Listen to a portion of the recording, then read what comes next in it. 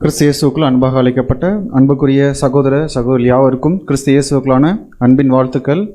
மீண்டுமாக தேவன் நம் அனைவரையும் ஒன்றாக கூடி அவருடைய வேத வசனங்களை ஆராய்ந்து பார்க்க கிருபை செய்திருக்கிறார். அதற்கு நம்முடைய நன்றிகளை நாம் எடுத்துக்கொண்டு பாடத்துக்குள் நம்ம கடந்து செல்லலாம். சகோதரர் சொன்ன விதமாக இப்போ நம்ம பார்க்க இருக்கிற பாடத்தின் தலைப்பு சீரேனே ஊரனாகிய சீமோன் என்கிற தலைப்பின் கீழே சற்று நேரம் வேத வசனங்களை நம்ம ஆராய்ந்து பார்க்கலாம். ஸோ இப்போ நம்ம பார்த்து வருகிற ஒவ்வொரு பாடமும் எதை தொடர்பு படித்தின பாடங்கள் அப்படின்னு பார்த்தோம்னா, நமது ஆண்டவராகிய இயேசு கிறிஸ்துவினுடைய மரணத்தை நினைவு கூறக்கூடிய அந்த நாளுக்கு நம்மளை ஆயத்தப்படுத்தும் வகையில் ஒவ்வொரு நாளும் அவருடைய சிலுவை பாடுகள், அவரை சுற்றின காரியங்கள் எல்லாத்தையும் என்ன பண்ணிகிட்டு இருக்கோம்னு பார்த்தீங்கன்னா தியானித்து வந்துட்டுருக்கோம். அதே சமயத்தில் நாமளே நிதானித்து பார்க்கக்கூடிய ஒரு காலப்பகுதியில் கூட இப்போ நம்ம இருந்துகிட்ருக்கோம். அந்த வகையில் இன்றைக்கி நம்ம பார்க்கக்கூடிய இந்த ஒரு தலைப்பிலேருந்தே நமக்கு தெரியும் யாரை பற்றி பார்க்க போகிறோம் அப்படின்னு பார்த்தீங்கன்னா, ஒரு மனிதன். அந்த மனிதன் பேர் என்ன அப்படின்னு பார்த்தீங்கன்னா சீமோன். அவருடைய ஊர் தான் என்ன அப்படின்னு பார்த்தீங்கன்னா சீரேனே. ஸோ அந்த சீரேனே ஊரான ஐய சீமோன் அப்படிங்கிற ஒரு மனுஷனுடைய பேரை தான் தலைப்பாக கொண்டு இப்போ நம்ம ஸ்டார்ட் பண்ணுறோம். ஸோ இப்போ ஃபஸ்ட்டு எதுக்காக இந்த ஒரு மனிதனை குறித்து நம்ம பார்க்கணும் அப்படின்னு பார்த்தீங்கன்னா, முக்கியமாக ஆண்டவராக இயேசு கிறிஸ்துனுடைய மரணத்தை நினைவு கூறுவதற்கும் இந்த சீமோன் அப்படிங்கிற ஒரு மனுஷனுடைய ஒரு காரியத்தை குறித்து எதற்காக பார்க்குறோம் அப்படின்னு பார்த்தோம்னா, நம்ம ஆண்டவராக இயேசு கிறிஸ்துனுடைய வாழ்க்கையை அதிகமாக கவனிப்போம். பர்டிகுலராக அவருடைய மரணத்தை நினைவு கூறும்போது எதை அதிகமாக கவனிப்போம் அப்படின்னு பார்த்தீங்கன்னா அவருடைய சிலுவை பாடுகள். நீ கரெக்டாக சொல்ல போனோன்னா அந்த 21 மணி நேரம் ஏறக்குறைய, அதாவது அவர் காட்டி கொடுக்கப்பட்டதுலேருந்து அவரை சிலுவையில் அறைந்து மரணம் சம்பவிக்கும் வரை இருக்கக்கூடிய அந்த காலப்பகுதி எவ்வளோ அப்படின்னு பார்த்தீங்கன்னா 21 மணி நேரம். அதில் நடந்த சம்பவங்களை நம்ம அதிகமாக கவனிப்போம். ஏன்னா அதில் நிறைய தீர்க்கதரிசனங்கள் நிறைவேறி இருக்கும்.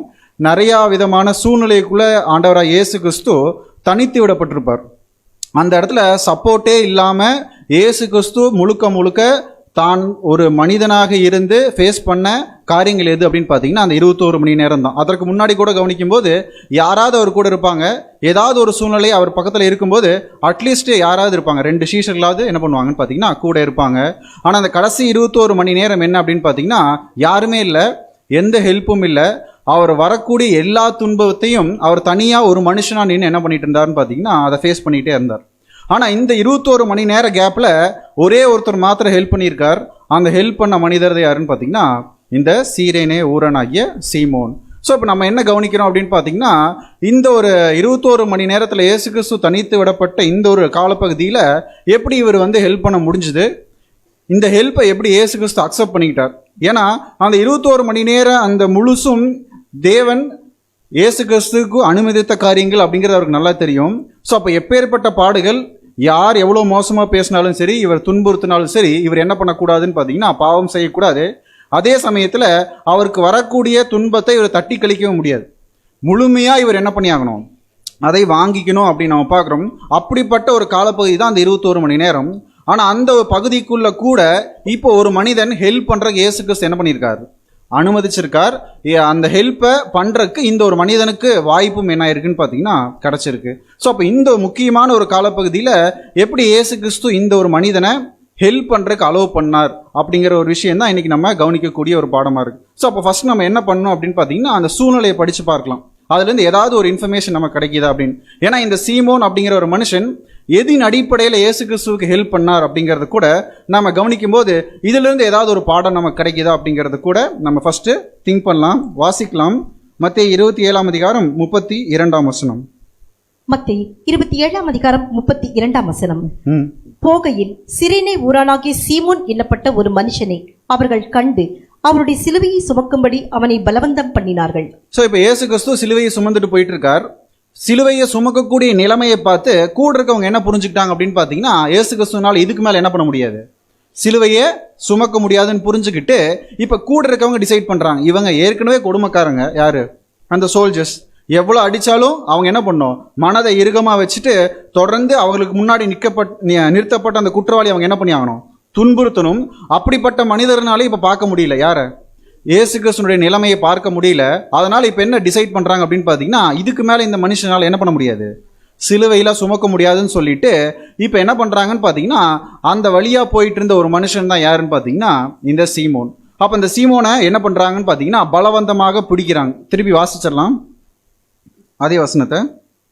மத்தேயு 27:32 போகையில் சிரேனே ஊரானாகிய சீமோன் என்னப்பட்ட ஒரு மனுஷனை அவர்கள் கண்டு அவருடைய சிலுவையை சுமக்கும்படி அவனை பலவந்தம் பண்ணினார்கள். சோ அப்ப இந்த இடத்துல ஒரு விஷயம் கிளியர். சீமோன் என்ன பண்ணலன்னு பாத்தீங்கன்னா வாலண்டியரா சிலுவை சுமக்குன்னு சொல்ல அவர் என்ன பண்ணிருக்காரு, அந்த வழியா போயிருக்கார்.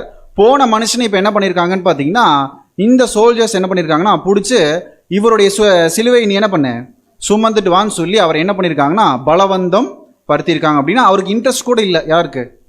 சீமோனுக்கு இந்த சிலுவை சுமக்கணுங்கிற ஒரு இன்ட்ரெஸ்ட்ல கூட அவர் என்ன பண்ணலன்னு பாத்தீங்கன்னா வரல. ஸோ அப்போ இந்த ஒரு வசனத்தை நம்ம கவனிக்கும் போது என்ன புரிஞ்சுக்கலாம் அப்படின்னு பார்த்தீங்கன்னா இந்த பாடத்தில் சீமோனை பற்றி ஸ்டடி பண்ணுறதுக்கு நமக்கு என்ன இல்லைன்னு பார்த்தீங்கன்னா அதிகமான பாயிண்ட்ஸ் இல்லை. ஸோ அப்போ இந்த இடத்துல நம்ம ஃபோக்கஸ் எப்படி திருப்பிக்கலாம் அப்படின்னு பார்த்தீங்கன்னா இந்த சூழ்நிலையை இயேசு கிறிஸ்து ஏன் அந்த சிலுவை பாடுகள் மத்தியில் அனுமதிச்சார் அப்படிங்கிறத கூட இப்போ என்ன பண்ணலாம்னு பார்த்தீங்கன்னா கவனிக்கலாம். ஸோ அப்போ இந்த இடத்துல தலைப்பின் அடிப்படையில் நம்ம பார்க்கும்போது சீமோனை பற்றி ஸ்டடி பண்ணக்கூடிய ஒரு காரியத்திலிருந்து இப்போ நம்ம எந்த ஒரு காரியத்துக்குள்ளே போகிறோம் அப்படின்னு பார்த்தீங்கன்னா ஏன் இயேசு கிறிஸ்து சீமோனுடைய ஹெல்ப்பை அக்செப்ட் பண்றார். அதாவது இவர் கேட்கல, சீமோனும் கேட்கல. அதே சமயத்தில் சீமோன் ஹெல்ப் பண்றதுக்கு அந்த சோல்ஜர்ஸ் சொல்லும்போது இவர் என்ன பண்ணியிருக்காருன்னா அதை அக்செப்ட் பண்ணியிருக்கார். ஸோ அப்போ ஃபர்ஸ்ட் இந்த சீமோன் பத்தின வசனங்கள் எங்கெங்கெல்லாம் இருக்கோ அதை கூட நம்ம வாசிக்கலாம். மார்க் 15:21. மார்க் 15:21. சிரேனே ஊரானும் அலெக்சாந்தருக்கும் ரூப்புக்கும் தகப்பனுமாகிய சீமோன் என்னப்பட்ட ஒருவன் நாட்டிலிருந்து அவ்வழியே வருகையில் அவருடைய சிலுவையை சுமக்கும்படி அவனை பலவந்தம் பண்ணினார்கள். சோ இந்த மார்க் புத்தகம் நமக்கு என்ன சொல்லுது அப்படின்னு பாத்தீங்கன்னா சீமோன் முன் என்ன பண்ணலன்னு பாத்தீங்கன்னா இந்த உதவியை அவர் பண்ணல. அவர் ஊர்ல இருந்து என்ன பண்ணிட்டு இருக்காரு, டிராவல் பண்ணி போயிட்டு இருக்கார். அந்த டிராவல் பண்ணக்கூடிய மனுஷன் இவங்க தான் என்ன பண்றாங்க, பிடிச்சு சிலுவையை சுமக்க வைக்கிறாங்க. ஸோ அப்போ மத்தேயும் அதே விஷயத்தை தான் சொல்றார், மார்க்கும் என்ன பண்றான்னு பாத்தீங்கன்னா இதே ஒரு விஷயத்தை தான் சொல்றாரு. ஸோ அப்போ இந்த இடத்துல சீமோனுடைய ரோல் எந்த விதத்திலையும் என்ன இல்லைன்னு பாத்தீங்கன்னா ஒரு முக்கியத்துவமான ஒரு விஷயம் இல்லை. ஸோ அப்போ இவங்க மட்டும்தான் ரெக்கார்ட் பண்ணியிருக்காங்களான்னு பாத்தீங்கன்னா லூக்காவும் என்ன பண்ணியிருக்காருன்னு பாத்தீங்கன்னா இந்த சீமோனுடைய காரியத்தை ரெக்கார்ட் பண்ணியிருக்கார். வாசிக்கலாம். லூக்கா 23:26. லூக்கா 23:26. அவர்கள் இயேசுவை கொண்டு போகிற போது நாட்டிலிருந்து வருகிற சிரேனே ஊரானாகி சீமோன் என்கிற ஒருவனை பிடித்து சிலுவையை அவர் பின்னே சுமந்து கொண்டு வரும்படி அதை அவன் மேல் வைத்தார்கள். ஸோ இப்போ இந்த இடத்துலையும் கிளியர். லூக்காவும் என்ன சொல்றாரு அப்படின்னு பார்த்தீங்கன்னா ஒரு டிராவல் பண்ணக்கூடிய ஒரு மனுஷன், அந்த மனுஷன் பேர் சீமோன். அவரை பிடிச்சி என்ன பண்றாங்கன்னு பார்த்தீங்கன்னா இயேசு கிறிஸ்துவினால சிலுவை சுமக்க முடியல, நீ சுமன் சொல்லி அவரை பலவந்தப்படுத்தி அந்த சிலுவையை அவர் கையில கொடுத்துட்டாங்க. அவர் என்ன பண்ணார், கொஞ்சம் தூரம் சிலுவையை சுமந்துட்டு வந்தார். ஆனா இந்த ஒரு சின்ன ஒரு விஷயத்த என்ன பண்ணியிருக்காங்க அப்படின்னு பார்த்தீங்கன்னா 3 சுவிசேஷத்திலையும் மத்தேயு, மார்க், லூக்கா 3 பேர் என்ன பண்ணியிருக்காங்கன்னு பார்த்தீங்கன்னா ரெக்கார்ட் பண்ணியிருக்காங்க. அப்படின்னா அப்போ இதன் மூலிமா ஏதோ ஒரு பாடத்தை அவங்க சொல்ல வராங்க. ஆனால் அந்த பாடம் யாரின் அடிப்படையில் இல்லை அப்படின்னு பார்த்தீங்கன்னா அந்த உதவியை செஞ்ச சீமோனின் அடிப்படையில் இல்லை அப்படிங்கிறத நம்ம புரிஞ்சுக்கலாம். ஸோ அப்போ இந்த 3 ரெக்கார்ட் பண்ணியிருக்காங்க. ஆனால் இதை யார் ரெக்கார்ட் பண்ணல அப்படின்னு பார்த்தீங்கன்னா யோவான் என்ன பண்ணலன்னு பார்த்தீங்கன்னா இந்த சீமோனை பற்றின காரியத்தை ரெக்கார்ட் பண்ணல. அவர் சிம்பிளா எப்படி முடிச்சிடறார் அப்படின்னு பார்த்தீங்கன்னா இயேசு கிறிஸ்து சிலுவையை சுமந்துட்டு போனார் அப்படின்னு சொல்லி என்ன பண்ணிடுறாருன்னு பார்த்தீங்கன்னா முடிச்சிட்டார். அப்போ இந்த 3 பேர் ரெக்கார்ட் பண்ணியிருக்காங்க. யோவானுக்கு என்ன ஒரு காரியம் அப்படின்னு பார்த்தீங்கன்னா இந்த ஹெல்ப் அவர் என்ன பண்ணலன்னு பார்த்தீங்கன்னா ரெக்கார்டு பண்ணல அப்படின்னு நம்ம பார்க்கணும். அது கூட நம்ம வாசிக்கலாம். யோவான் 19:17. யோவான் 19:17. அவர் தம்முடைய சிலுவையை சுமந்து கொண்டு எபிரேய பாஷையிலே கொல்கதா என்று சொல்லப்படும் கபாலஸ்தலம் என்கிற இடத்திற்கு புறப்பட்டு போனார். சோ அப்ப இந்த இடத்துல யோவான் ரொம்ப பிளெயினா முடிச்சிட்டார். இயேசு கிறிஸ்து தன்னுடைய சிலுவையை சுமந்து கொண்டு எங்க போயிட்டார், அந்த மலைக்கு என்ன பண்ணிட்டார், கொல்கதா அப்படிங்கிற மலைக்கு அவர் கடந்து போயிட்டார். ஸோ அப்போ இந்த இடத்துல எதை ரெக்கார்ட் பண்ணல அப்படின்னு பார்த்தீங்கன்னா யோவான் சீமோனுடைய இந்த ஹெல்ப் அவர் என்ன பண்ணல, ரெக்கார்ட் பண்ணல. அப்போ இந்த இடத்துல யோவானை பொறுத்த வரைக்கும் முழுசா சிலுவையை சுமந்துட்டு போனது யார் தான், ஆண்டவராகிய இயேசு கிறிஸ்து தான். ஸோ அப்போ இந்த இடத்துல நம்ம கவனிக்கும் போது 2 விதமான ஒரு காரியங்கள் கிடைக்குது. 3 பேர் என்ன சொல்றாங்க, அதாவது மத்தேயு, மார்க், லூக்கா என்ன சொல்றாங்கன்னா இந்த ஹெல்ப்பை ரெக்கார்ட் பண்ணியிருக்காங்க. யோவான் என்ன பண்ணல, இந்த ஹெல்ப்பை ரெக்கார்ட் பண்ணாம முழுசா செஞ்சதே யார் தான் அப்படின்னு பார்த்தீங்கன்னா இயேசு கிறிஸ்து தான் சொல்லி என்ன பண்ணிட்டாங்கன்னு பார்த்தீங்கன்னா முடிச்சிட்டாங்க. ஆனால் இந்த இடத்துல நம்ம கவனிக்கும் போது இயேசு கிறிஸ்து தான் அவருடைய இந்த ஈடுபலி கொடுக்கக்கூடிய பாடுகளை முழுசா அவர் தான் என்ன பண்ணணும், அதை ஃபேஸ் பண்ணும், அவர் தான் அந்த பாடுகளை அனுபவிக்கணும். ஆனால் இவர் என்ன பண்ணியிருக்காருன்னு பார்த்தீங்கன்னா இந்த சீமோனை சிலுவையை சுமக்க வைக்கிறதுக்காக மற்றவர்கள் கம்பல் பண்ணும்போது இவர் என்ன பண்ணலன்னு பார்த்தீங்கன்னா அதை தடை செய்யலை.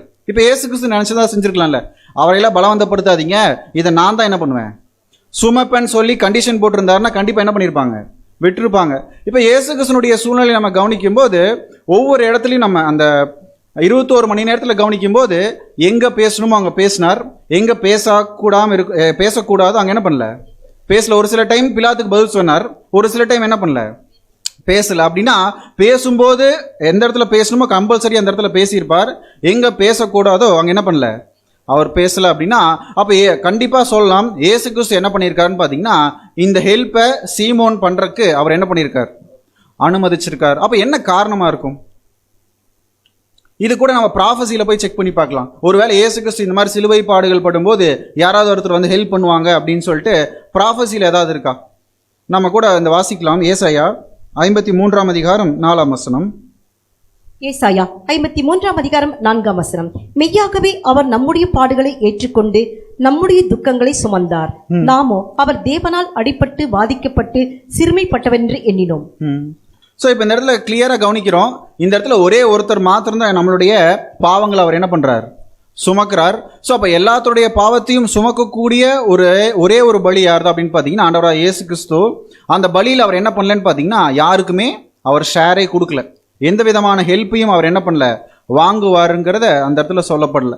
ஸோ இப்போ எல்லா இடத்துலையும் நம்ம கவனிக்கும் போது இயேசு கிறிஸ்து மாத்திரம்தான் இந்த பாடுகளை அனுபவிக்கணும். ஆனால் அந்த பாடுகளை அனுபவிக்கும் போது இவர் என்ன பண்ணியிருக்கார் அப்படின்னு பார்த்தீங்கன்னா ஒரு ஷார்ட் பீரியட் என்ன பண்ணியிருக்காருன்னா ஒரு மனிதன் கிட்ட ஹெல்ப் வாங்கியிருக்கார். ஆனால் வேற கோணத்தில் நம்ம யோசிச்சு பார்க்கும்போது இவர் என்னதான் பலவீனமாக இருந்தாலும் பாவம் செய்யக்கூடிய ஒரு சூழ்நிலை இவருடைய மனசுக்குள்ள என்ன ஆகாது, வரவே வராது. எவ்வளோ துன்பப்படுத்தினாலும் சரி, அவமானப்படுத்தினாலும், அவரை கிண்டல் பண்ணினாலும் அவர் என்ன பண்ண மாட்டார்னு பார்த்தீங்கன்னா பாவம் செய்ய மாட்டார். ஆனால் அந்த டைமில் இருக்கக்கூடிய இந்த இயேசு கிறிஸ்து என்ன பண்ணியிருக்காருன்னா இந்த ஒரு உதவியை சீமோன் செய்யறதுக்கு அனுமதிச்சிருக்கார். அப்போ என்ன காரணமாக இருக்கும்? ப்ராஃபஸியில் இது சொல்லப்படலை, யோவான் இதை சொல்லணும்னு அவர் நினைக்கல. அதே சமயத்தில் இயேசு கிறிஸ்து சீமோன் ஹெல்ப் பண்ணக்கூடிய அந்த விஷயத்தை அவர் தடை செய்யலை. ஸோ அப்போ இது எல்லாத்தையும் கவனிக்கும் போது என்ன காரணமாக இருக்கும் இயேசு கிறிஸ்து சீமோனுடைய ஹெல்ப் அக்செப்ட் பண்றதுக்கு? அவர்கிட்ட அந்த அளவுக்கு விசுவாசம் குறைஞ்சு போயிடுச்சா? இதுக்கு மேல என்னால் இந்த வெயிட் தூக்கிட்டு நடக்க முடியாதுன்னு நினைச்சிருப்பாரா? கண்டிப்பா நினைச்சிருக்க மாட்டார். அவர் வாய் விட்டு என்ன பண்ணல, அது கேட்கல. பார்க்குறவங்க தான் என்ன பண்ணியிருக்காங்க, அவருக்கு ஹெல்ப் பண்றதுக்கு சீமோனை பலவந்தப்படுத்தியிருக்காங்க. அப்ப என்ன காரணமா இருக்கும்? இதை ஏற்கனவே நம்ம கேட்டனால டைரக்டா ஆன்சர் சொல்லிடுவோம். அந்த நமக்கு ஒரு லெசன் அப்படிங்கிறத எங்கிருந்து நம்ம பார்க்கலாம் அப்படின்னு பார்த்தீங்கன்னா, இப்போ இயேசு கிறிஸ்து கடைசியாக அவருடைய சிலுவை பாடுகளும் சரி, அந்த நீசான் மாதம் 10ஆம் தேதி எருசலேமுக்குள்ளே கடந்து வரும்போதும் சரி, அவருடைய மைண்டில் 2 விஷயங்கள் மேஜராக இருந்துச்சு. ஒன்று, தன்னுடைய சரீரத்தை முழுமையாக பரிசுத்தமான அந்த பலியை ஒப்பு கொடுக்கணும். அதே சமயத்தில் தனக்கு பின்னாடி தன்னுடைய சீஷர்கள் எப்படி இருக்கணும் அப்படிங்கிறத அவர் என்ன பண்ணாருன்னு பார்த்தீங்கன்னா மைண்டுக்குள்ளே இருந்துச்சு. ஸோ அதே டைமில் தான் நம்ம போன வாரம் கூட நம்ம பார்க்கும்போது அவர் ப்ரேயர் பண்ணும்போது கூட தனக்காக ஃபர்ஸ்ட் ப்ரேயர் பண்ணுறார், தன்னுடைய பலியை குறித்து பேசுகிறார். அதுக்கு அடுத்தது அவர் எதை தான் பேசுகிறாருன்னு பார்த்தீங்கன்னா தன்னுடைய சீஷர்களை பற்றி தான் அவர் பேசுகிறார். அப்படின்னா அவர் அந்த சிலுவை பாடுகளில் கூட என்ன நினைச்சார் அப்படின்னு பார்த்தீங்கன்னா ஒரு சில விஷயங்களை தனக்கு பின்னாடி தன்னுடைய சீஷர்கள் கற்றுக்கொள்ளணும் அப்படிங்கிறதுக்காக ஒரு சில விஷயங்களை அனுமதிச்சார். அதில் பிரதானமான விஷயம் எது அப்படின்னு பார்த்தீங்கன்னா இந்த சிலுவை சுமக்கக்கூடிய விஷயம். ஸோ அப்போ இந்த சிலுவையை சீமோனை சுமக்க வைக்கிறதுக்கு ஏதோ ஒரு காரணம் இருந்திருக்கு. அந்த காரணம் வேற ஒன்றும் கிடையாது. அந்த ஒரு சூழ்நிலையை பின்னாடி வரக்கூடிய சீஷர்கள் படித்து பார்க்கும்போது அது மூலியமா ஏதோ ஒரு பாடத்தை அவங்க என்ன பண்ணிக்கணும், கற்றுக்கணும். அப்போ இந்த இடத்துல நம்ம எப்படி நம்ம கவனிக்க ஆரம்பிக்கலாம் அப்படின்னு பார்த்தீங்கன்னா இந்த சீமோனை சிலுவை சுமக்க வைக்கிறதுக்கு அனுமதிச்ச காரியத்தில் ஏதோ ஒரு பாடத்தை இயேசு கிறிஸ்து நமக்கு என்ன பண்ணுறாருன்னு பார்த்தீங்கன்னா கற்றுக் கொடுக்க வரார். ஸோ அப்போ அதில் ஏதாவது ஒரு வரிகள் அவருடைய போதனைகளில் கடைசியாக சீஷர்களுக்கு கொடுத்த உபதேசத்தில் ஏதாவது ஒரு பாயிண்ட்ஸ் கிடைக்காதான்னு சொல்லி நம்ம தேடும்போது அதில் ஒரு பாயிண்ட் நம்ம கண்டுபிடிக்க முடியும். வாசிக்கலாம். யோவான் 13 அதிகாரம் 34 வசனம். யோவான் 13 34 வசனம். நீங்கள் ஒருவரில் ஒருவர் அன்பாயிருங்கள், நான் உங்களில் அன்பாயிருந்தது போல நீங்களும் ஒருவரில் ஒருவர் அன்பாயிருங்கள் என்கிற புதிதான கட்டளை உங்களுக்கு கொடுக்கிறேன். ஸோ இப்போ கடைசி கவுன்சிலிங்ஸ்ல இப்போ சீஷர்களுக்கு அவர் என்ன சொல்றாருன்னு பார்த்தீங்கன்னா, நான் உங்களுக்கு என்ன பண்றேன்னு பார்த்தீங்கன்னா ஒரு புதிதான ஒரு கட்டளையை உங்களுக்கு கொடுக்குறேன்.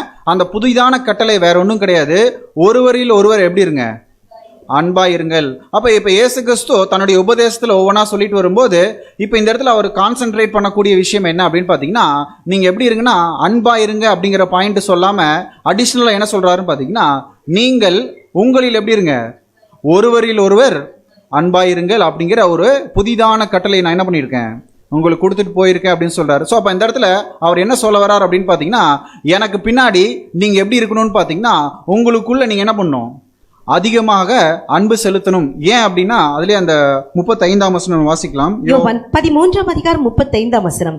நீங்கள் ஒருவரில் ஒருவர் அன்புள்ளவர்களாய் இருந்தால் அதனால் நீங்கள் என்னுடைய சீஷர்கள் என்று எல்லாரும் அறிந்து கொள்வார்கள் என்றார். சோ அப்ப இவர் போனதுக்கு அப்புறம் இயேசு கிறிஸ்துவினுடைய சீஷர்கள் இவர்கள் தான் அப்படிங்கறத எப்படிதான் அவங்க தெரிஞ்சுப்பாங்கன்னு பாத்தீங்கன்னா, ஒருவரில் ஒருவர் அன்பா இருக்கிறதுல தான் அவங்க என்ன பண்ண முடியும், மற்றவர்களுக்கு வெளிக்காட்ட முடியும். சோ அப்ப ஆண்டவராய் இயேசு கிறிஸ்து சீஷர்களுக்கு இப்ப என்ன உபதேசிக்கிறார் அப்படின்னா, நான் போயிருவேன், மறிச்சிருவேன், எனக்கு அப்புறம் என்ன ஆவீங்க அப்படின்னா நீங்களாம் ஒர்க் பண்ணுவீங்க. அப்படி ஒர்க் பண்ணும்போது நீங்க எப்படி என்னுடைய சீஷன் அப்படிங்கறத வெளிக்காட்டுவீங்கன்னா, அதுக்கு ஒரே காரியம் தான், உங்கள ஒருத்தர் நீங்க என்ன பண்ணணும், அன்பா இருக்கணும் அப்படிங்கிற ஒரு கட்டளையை கொடுக்குறாரு. ஸோ அப்போ இந்த இடத்துல இவங்க இதுக்கு முன்னாடி அன்பா இல்லையா அப்படின்னு சொல்லி நம்ம கவனிக்கும் போது இவங்க எல்லாம் இப்படிதான் இருக்காங்க, அன்பா தான் இருக்காங்க. ஆனா இனி பின்னாடி வரக்கூடிய சூழ்நிலையில ஒருவருக்கு ஒருவர் அன்பு செலுத்த முடியாத சூழ்நிலை வரும். அப்ப நீங்க எப்படி இருக்கணும் அப்படின்னா, ஒருவரில் ஒருவர் அன்பா இருக்கணும். அப்படி அன்பா இருக்கிறத பார்த்து எல்லாரும் என்ன தெரிஞ்சுப்பாங்கன்னா, நீங்க எல்லாருமே என்னுடைய சீஷரா இருப்பீர்கள். ஸோ இப்போ இதுக்கும் இந்த சிலுவை சுமக்கக்கூடிய பாயிண்ட்டுக்கு என்ன சம்பந்தம் அப்படின்னு பாத்தீங்கன்னா, இப்போ வாயில சொல்லிட்டார், என்ன சொல்லிட்டார், அன்பா இருங்கன்னு சொல்லிட்டார். இப்போ அதை செயல்ல செஞ்சு காட்டணும். ஸோ இப்போ செயல்ல எப்படி செஞ்சு காட்டுறது அப்படின்னு பார்த்தீங்கன்னா, இப்போ இயேசு கிறிஸ்து மாதிரி தான் அவருடைய சீஷர்கள். இப்போ இயேசு கிறிஸ்து படக்கூடிய பாடுகள் மாதிரி தான் கொஞ்ச நாள் கழிச்சு யார் பாடுபட போறா, சீஷர்களும் பாடுபட போறாங்க. அப்போ பாடுபடக்கூடியவர்களுக்கு இவர் ஏதோ ஒரு மாதிரியை முன்னாடி வைக்கிறார்.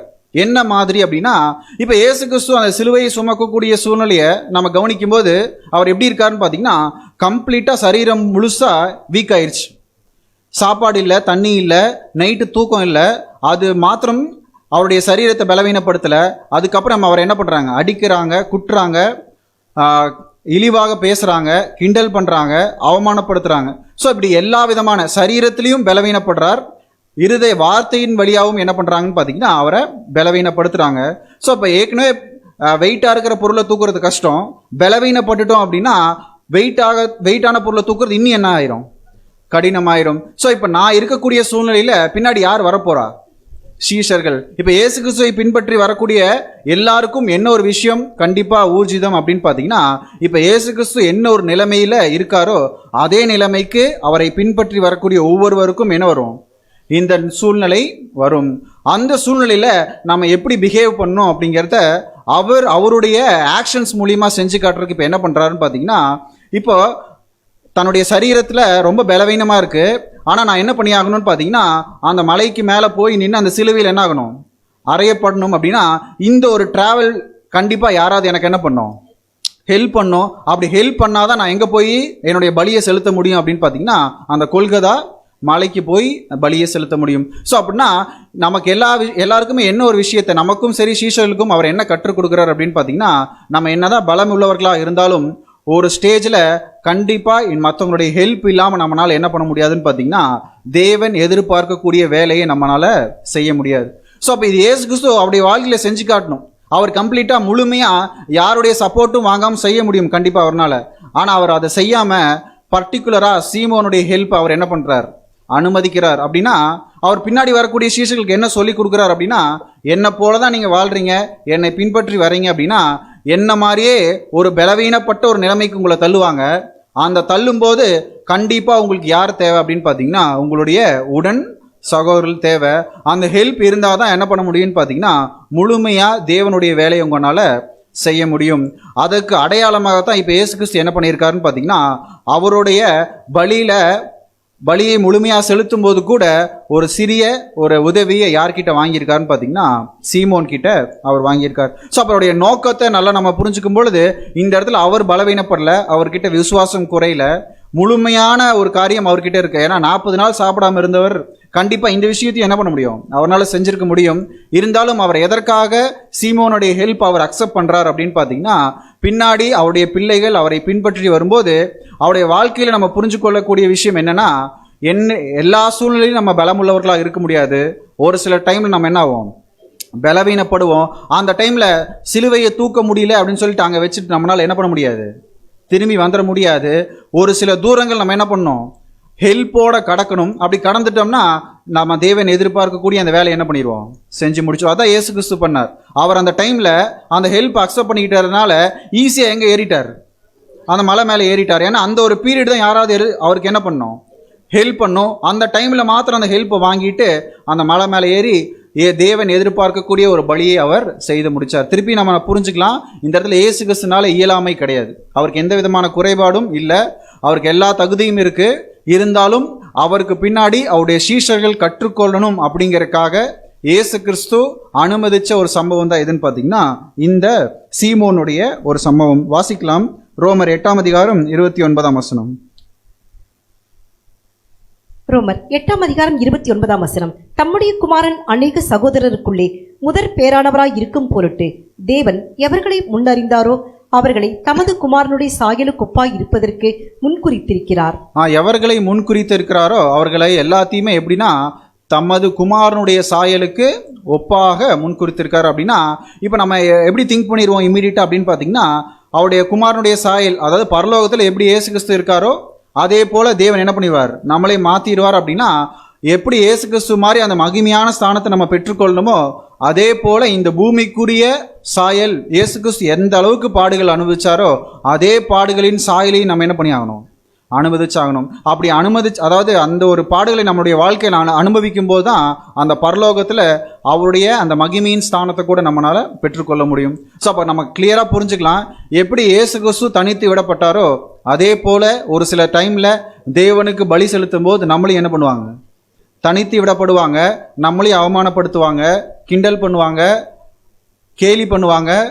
இனியும் எவ்வளோ தூரம் நம்மளுடைய மனசை பலவீனப்படுத்த முடியுமோ அவ்வளோ தூரம் என்ன பண்ணுவாங்கன்னு பார்த்தீங்கன்னா பலவீனப்படுத்துவாங்க. சரீரத்திலையும் நம்மளை பலவீனப்படுத்துவாங்க. அந்த டைமில் நம்ம தேவனுடைய வேலையை செய்யும் போது ரொம்ப கடினமாக இருக்கும். அந்த டைமில் கண்டிப்பாக ஒருத்தருடைய ஹெல்ப் நமக்காக கண்டிப்பாக என்ன ஆகும், தேவைப்படும். ஸோ அப்போ இந்த இடத்துல கண்டிப்பாக நம்ம என்ன புரிஞ்சுக்கணும் அப்படின்னு பார்த்தீங்கன்னா, இந்த ஒரு பலியின் ஜீவியத்தில் ஒரு மோசமான ஒரு சூழ்நிலைக்கு நம்ம தள்ளப்படும் போது கண்டிப்பாக ஒரு சகோதரனுடைய ஹெல்ப் இருந்தால் நம்ம என்ன பண்ண முடியும், நம்மளால மீண்டு வர முடியும். அப்படின்னா நமக்கு ஒரு வேளை நம்ம நினைக்கலாம், நம்மளை எல்லா சூழ்நிலையும் நான் தனித்து நின்றுவேன் அப்படின்னு சொல்லி நம்ம நினைச்சா யாரை பார்த்து கற்றுக்கணும்னா இயேசு கிறிஸ்துவை பார்த்து கற்றுக்கணும். கண்டிப்பாக எல்லா நேரத்துலையும் நம்மளால தனித்து என்ன பண்ண முடியாது, சிலுவை சுமக்க முடியாது. அந்த தனித்து நம்மளால சுமக்க முடியாது. அந்த டைமில் உங்களுக்கு ஹெல்ப் பண்ணும் அப்படின்னா உங்களுக்குள்ள என்ன இருக்கணும்னு பார்த்தீங்கன்னா ஒருவரில் ஒருவர் அன்பாக இருக்கணும். ஸோ இதன் மூலியமாக தான் நம்ம என்ன கற்றுக் கொடுக்க முடியும் அப்படின்னு பார்த்தீங்கன்னா, நம்ம எல்லாருமே இயேசு கிறிஸ்துனுடைய சீஷர்கள். அப்படின்னா இந்த இடத்துல ஃபர்ஸ்ட் ஒரு பாயிண்ட் நம்ம புரிஞ்சுக்கணும் என்ன அப்படின்னு பார்த்தீங்கன்னா, இப்போ கண்டிப்பாக ஒருத்தர் சிலுவையை சுமக்கிற கஷ்டப்படுறார், இப்போ இயேசு கிறிஸ்து கஷ்டப்படுறார் அப்படின்ற ஒரு வியூ பார்க்குறோன்னு வச்சுக்கோங்களேன், நம்ம நினைப்போமா அவர் ஏதோ பாவம் பண்ணிட்டாருன்னு. அதே போல நம்முடைய சகோதரனோ சகோதரியோ ஏதோ ஒரு விஷயத்தில் செயல்பட முடியாமல் தவிக்கும் போது அவங்கள பார்த்து என்ன சொல்லக்கூடாது, அவங்க ஏதோ பாவம் பண்ணிட்டாங்க, அவங்களால என்ன பண்ண முடியல, இந்த வேலையை செய்ய முடியல அப்படின்னு சொல்லி நம்ம என்ன பண்ணக்கூடாதுன்னா அவர்கள் சிலுவை சுமக்க முடியாத சூழ்நிலையில் அவங்கள பார்த்து என்ன பண்ணக்கூடாது, நம்ம தவறாக நினைக்கக்கூடாது. அந்த டைமில் நம்ம பண்ண வேண்டியது என்னன்னு பார்த்தீங்கன்னா அவர்கள் மேலே நம்ம அன்பு செலுத்தணும். அப்படி அன்பு செலுத்தும் போது தான் மற்றவர்கள் நம்மளை பார்த்து என்ன புரிஞ்சுக்குவாங்கன்னா இவர்கள் தான் இயேசு கிறிஸ்துனுடைய சீஷர்கள். ஸோ அப்படின்னா இப்போ நமக்குள்ள ஒரு சில பேர் ஒரு சில டைமில் என்ன ஆவாங்கன்னா பலவீனப்படுவாங்க. இயேசு கிறிஸ்துவனுடைய சூழ்நிலையை நம்ம மைண்டில் வச்சுக்கலாம். அப்போது அவங்களுடைய எண்ணங்கள் சிலுவையை சுமக்கக்கூடாதுங்கிறது கிடையாது, அவங்களுடைய சரீரம் பலவீனப்படும். அப்போ கூட இருக்கக்கூடிய சகோதரன் என்ன புரிஞ்சுக்கணும் அப்படின்னு பார்த்தீங்கன்னா, கொஞ்சம் தூரம் அந்த சிலுவையை நம்ம தூக்கிட்டு போய் கொடுத்தோம்னா ஃபர்தர் அவர் என்ன பண்ணிப்பார், அந்த வேலையை செஞ்சுப்பார். அதே கோணத்தில் நம்ம பார்க்கும்போது எந்த சகோதரியோ நம்ம என்ன பண்ண மாட்டோம், தவறாக நினைக்க மாட்டோம். அப்படின்னா ஸோ அப்போ ஒவ்வொரு தடவை இயேசு கிறிஸ்து இந்த சிலுவையை சீமோனை சுமக்க வச்சிருக்காருன்னா நம்ம நல்லா புரிஞ்சுக்கலாம். நம்ம ஒரு சகோதரன் சகோதரி கஷ்டப்படுறாங்க அப்படின்னா, ஒரு தேவனுக்கு பிரியமான விஷயங்களை செய்ய முடியாமல் கஷ்டப்படுறாங்கன்னா நம்ம நல்லா புரிஞ்சுக்கலாம். அந்த டைமில் நம்மளை ஹெல்ப் பண்ணுறதுக்கு தான் தேவன் என்ன பண்ணியிருக்கார், அங்கே வச்சிருக்கார ஒழிய அதை தவறாக நினைக்கிறதுக்கு நம்மளை அங்கே வைக்கல. ஸோ அப்போது ஃபர்ஸ்ட் நம்ம புரிஞ்சுக்கலாம், ஒரு வேளை யாருனாலே சிலுவை நமக்கு நல்லா புரியுதில்லை, தேவனுக்காக நம்ம செய்யக்கூடிய பலிகள் நம்மளுடைய பலியின் ஜீவியம். அப்போ பலியின் ஜீவியத்தில் யாராவது குறைவுபடுறாங்கன்னா அதை புரிஞ்சுக்கிட்டு நம்ம என்ன ஹெல்ப் பண்ணோம், எப்படி ஹெல்ப் பண்ணோம் அப்படின்னா கொஞ்சம் தூரம் அவர் ஹெல்ப் பண்ண அவர் என்ன பண்ணிடுவார், தொடர்ந்து தேவனுடைய வேலையை அவர் செய்வார். ஸோ அப்போ தினம்தோறும் தேவன் நமக்கு கொடுத்த ஒரு காரியம் என்ன அப்படின்னு பார்த்தீங்கன்னா, இயேசு கிறிஸ்து சொன்ன மாதிரி தான், ஒருவன் என்னை பின்பற்றி வர விரும்பினால் அவன் என்ன பண்ணோம், அவன் தன்னைத்தான் வெறுத்து அனுதினமும் தன் சிலுவை எடுத்துக்கொண்டு என்ன பண்ணோம், என்னை பின்பற்றி வரக்கடவன். அப்படின்னா வருஷத்துல 365 நாள்ல ஏதாவது ஒரு சில நாள் என்ன பண்ணலாம் அப்படின்னு பார்த்தீங்கன்னா சிலுவை சுமக்கிறதுக்கு நமக்கு திராணி இல்லாம போகலாம். அந்த திராணி யார் மூலியமாக கொடுக்கப்படும் அப்படின்னு பார்த்தீங்கன்னா நம்ம கூட இருக்கக்கூடிய சகோதரன். அப்ப நமக்கு ஒரு டவுட் வரலாம், அப்ப எப்படிங்கிற சத்தியத்தை கேட்டதுக்கு அப்புறம் ஒருத்தருக்கு குறைபாடு வருமா? கண்டிப்பா குறைபாடு வரும். எதுக்காக குறைபாடு வருது? நம்ம போய் அதை சரி பண்ணுங்கிறதுக்காக தான் அந்த குறைவுபாடு வருது. அப்படின்னா ஒருத்தருக்கு குறைவு வருது அப்படின்னா உடனே அவரை ஒரு தவறான ஒரு மனிதனாக சித்தரித்திர கூடாது. ஃபர்ஸ்ட் பாயிண்ட் என்ன அப்படின்னா, அவர் தவறார், கஷ்டப்படுறார், முயற்சிக்கிறார், ஆனால் அவரால் செய்ய முடியல அப்படின்னா ஃபர்ஸ்ட் பாயிண்ட்டு நம்ம என்ன புரிஞ்சுக்கணும் அப்படின்னு பார்த்தீங்கன்னா, இந்த டைமில் ஏதாவது ஒரு ஹெல்ப் நான் என்ன பண்ணி ஆகணும், அவருக்கு செஞ்சாகணும் அப்படின்னு சொல்கிறேன். இதை தான் நம்ம கலாத்தியரில் வாசிக்கிறோம். கலாத்தியர் 6ஆம் அதிகாரம் 2ஆம் வசனம். கலாத்தியர் 6ஆம் அதிகாரம் 2ஆம் வசனம். ஒருவர் பாரத்தை ஒருவர் சுமந்து இப்படியே கிறிஸ்துவனுடைய பிரமாணத்தை நிறைவேற்றுங்கள். ஒருவர் பாரத்தை ஒருவர் சுமந்து இப்படியே கிறிஸ்துவனுடைய பிரமாணத்தை நிறைவேற்றுங்கள் அப்படின்னா இயேசு கிறிஸ்து யோவான் புஸ்தகத்தில் என்ன ஒரு வார்த்தைகள் சொன்னாரோ அதே தான் இப்போ அப்போஸ்தலனாகிய பவுல் சொல்றார். ஒருவர் பாரத்தை ஒருவர் சுமந்து கிறிஸ்துவனுடைய பிரமாணத்தை நீங்க என்ன பண்ணுங்க, நிறைவேற்றுங்கள். அப்படின்னா இப்போ நம்ம எல்லாத்துக்குமே இண்டிவிஜுவலாக சிலுவை கொடுக்கப்பட்டிருக்கு, சிலுவை சுமந்துட்டு தான் இருக்கும். ஆனால் ஒரு சில டைமில் நம்முடைய சரீரம் பலவீனப்பட்டு சிலுவை ரொம்ப பாரமாக தெரியும். அந்த பாரமாக தெரியும் போது நம்ம என்ன பண்ணோம் அப்படின்னு பார்த்தீங்கன்னா, கூட இருக்கிறவங்க சிலுவை சுமக்கிறதுக்கு நம்ம என்ன பண்ணோம், ஹெல்ப் பண்ணோம் அப்படின்னு நம்ம பார்க்குறோம். ஸோ அப்போ இந்த இடத்துல என்ன பண்ணலாம் அப்படின்னு பார்த்தீங்கன்னா, அதுக்காக நம்ம அதிக டைம் நம்ம குறைவுபடலாமான்னு கேட்டிங்கன்னா கண்டிப்பாக கிடையாது. என்னைக்கு நம்மளால் எக்ஸ்ட்ரீமாக போய் நம்மளால் செய்ய முடியாமல் போகும்போது தான் நம்ம என்ன பண்ணோம், நம்ம மற்றவங்களுடைய ஹெல்ப்பை வாங்கணும். ஆனால் தினம்தோறும் நம்மளுடைய சிலுவை யார் தான் சுமக்கணும், நம்ம தான் சுமக்கணும். இப்போ தேவன் சொல்லிட்டார், என்னுடைய சிலுவையை ஒருவர் பாரத்தை ஒருவர் சுமக்கணும் அப்படிங்கிறதுக்காக என்னுடைய சிலுவையை தூக்கி என்ன பண்ண முடியாது, இன்னொருத்தர்கிட்ட கொடுத்து என்னுடைய வேலையை நீங்கள் செய்யுங்க. ஏன்னா வசனத்தில் என்ன சொல்லியிருக்கு, ஒருவர் பாரத்தை ஒருவர் சுமந்து அப்படின்னா பிரச்சனையே இல்லை. ஏதாவது ஒரு வேலை கொடுத்தாங்கன்னா இன்னொருத்தவங்களுக்கு என்ன பண்ணிடலாம், ஈஸியாக கொடுத்துட்டு நீங்கள் சுமங்க, இதுதான் கிறிஸ்துவனுடைய பிரமாணம் அப்படின்னு சொன்னோம்னா, கலாத்தியர் அதே 6ஆம் அதிகாரத்தில் அடுத்த வசனத்தில் அவர் பதில் சொல்றார். 5ஆம் வசனம் வாசிக்கலாம். கலாத்தியர் 6ஆம் அதிகாரம் 5ஆம் வசனம். அவனவன் தன் தன் பாரத்தை சுமப்பானே.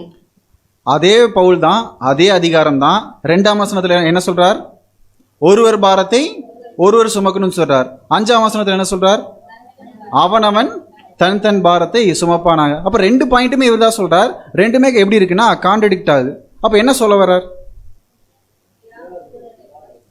அது இது டிரான்ஸ்லேஷன் நம்ம போய் பார்க்கும்போது இந்த 2 வார்த்தைக்கும் ஆங்கிலத்தில் பேர்டன் அப்படின்னு சொல்லியிருக்கோம்.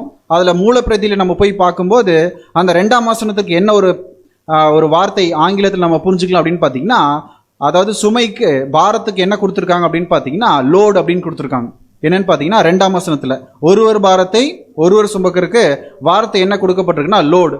இதே 5ஆம் வசனத்தில் கொடுக்கப்பட்டிருக்கக்கூடிய அந்த பாரத்திற்கு என்ன ஒரு வார்த்தை கொடுக்கப்பட்டிருக்குன்னு பார்த்தீங்கன்னா டாஸ்க். 2ஆம் வசனத்தில் ஒருவர் பாரத்தை ஒருவர் சுமக்கணும் அப்படிங்கிறது என்ன அப்படின்னு பார்த்தீங்கன்னா லோடு அப்படிங்கிற ஒரு வார்த்தை யூஸ் பண்ணியிருக்காங்க. 5ஆம் வசனத்தில் அவனவன் தன் தன் பாரத்தை சுமப்பானாக அப்படிங்கிறது என்னன்னு பார்த்தீங்கன்னா அது டாஸ்க்.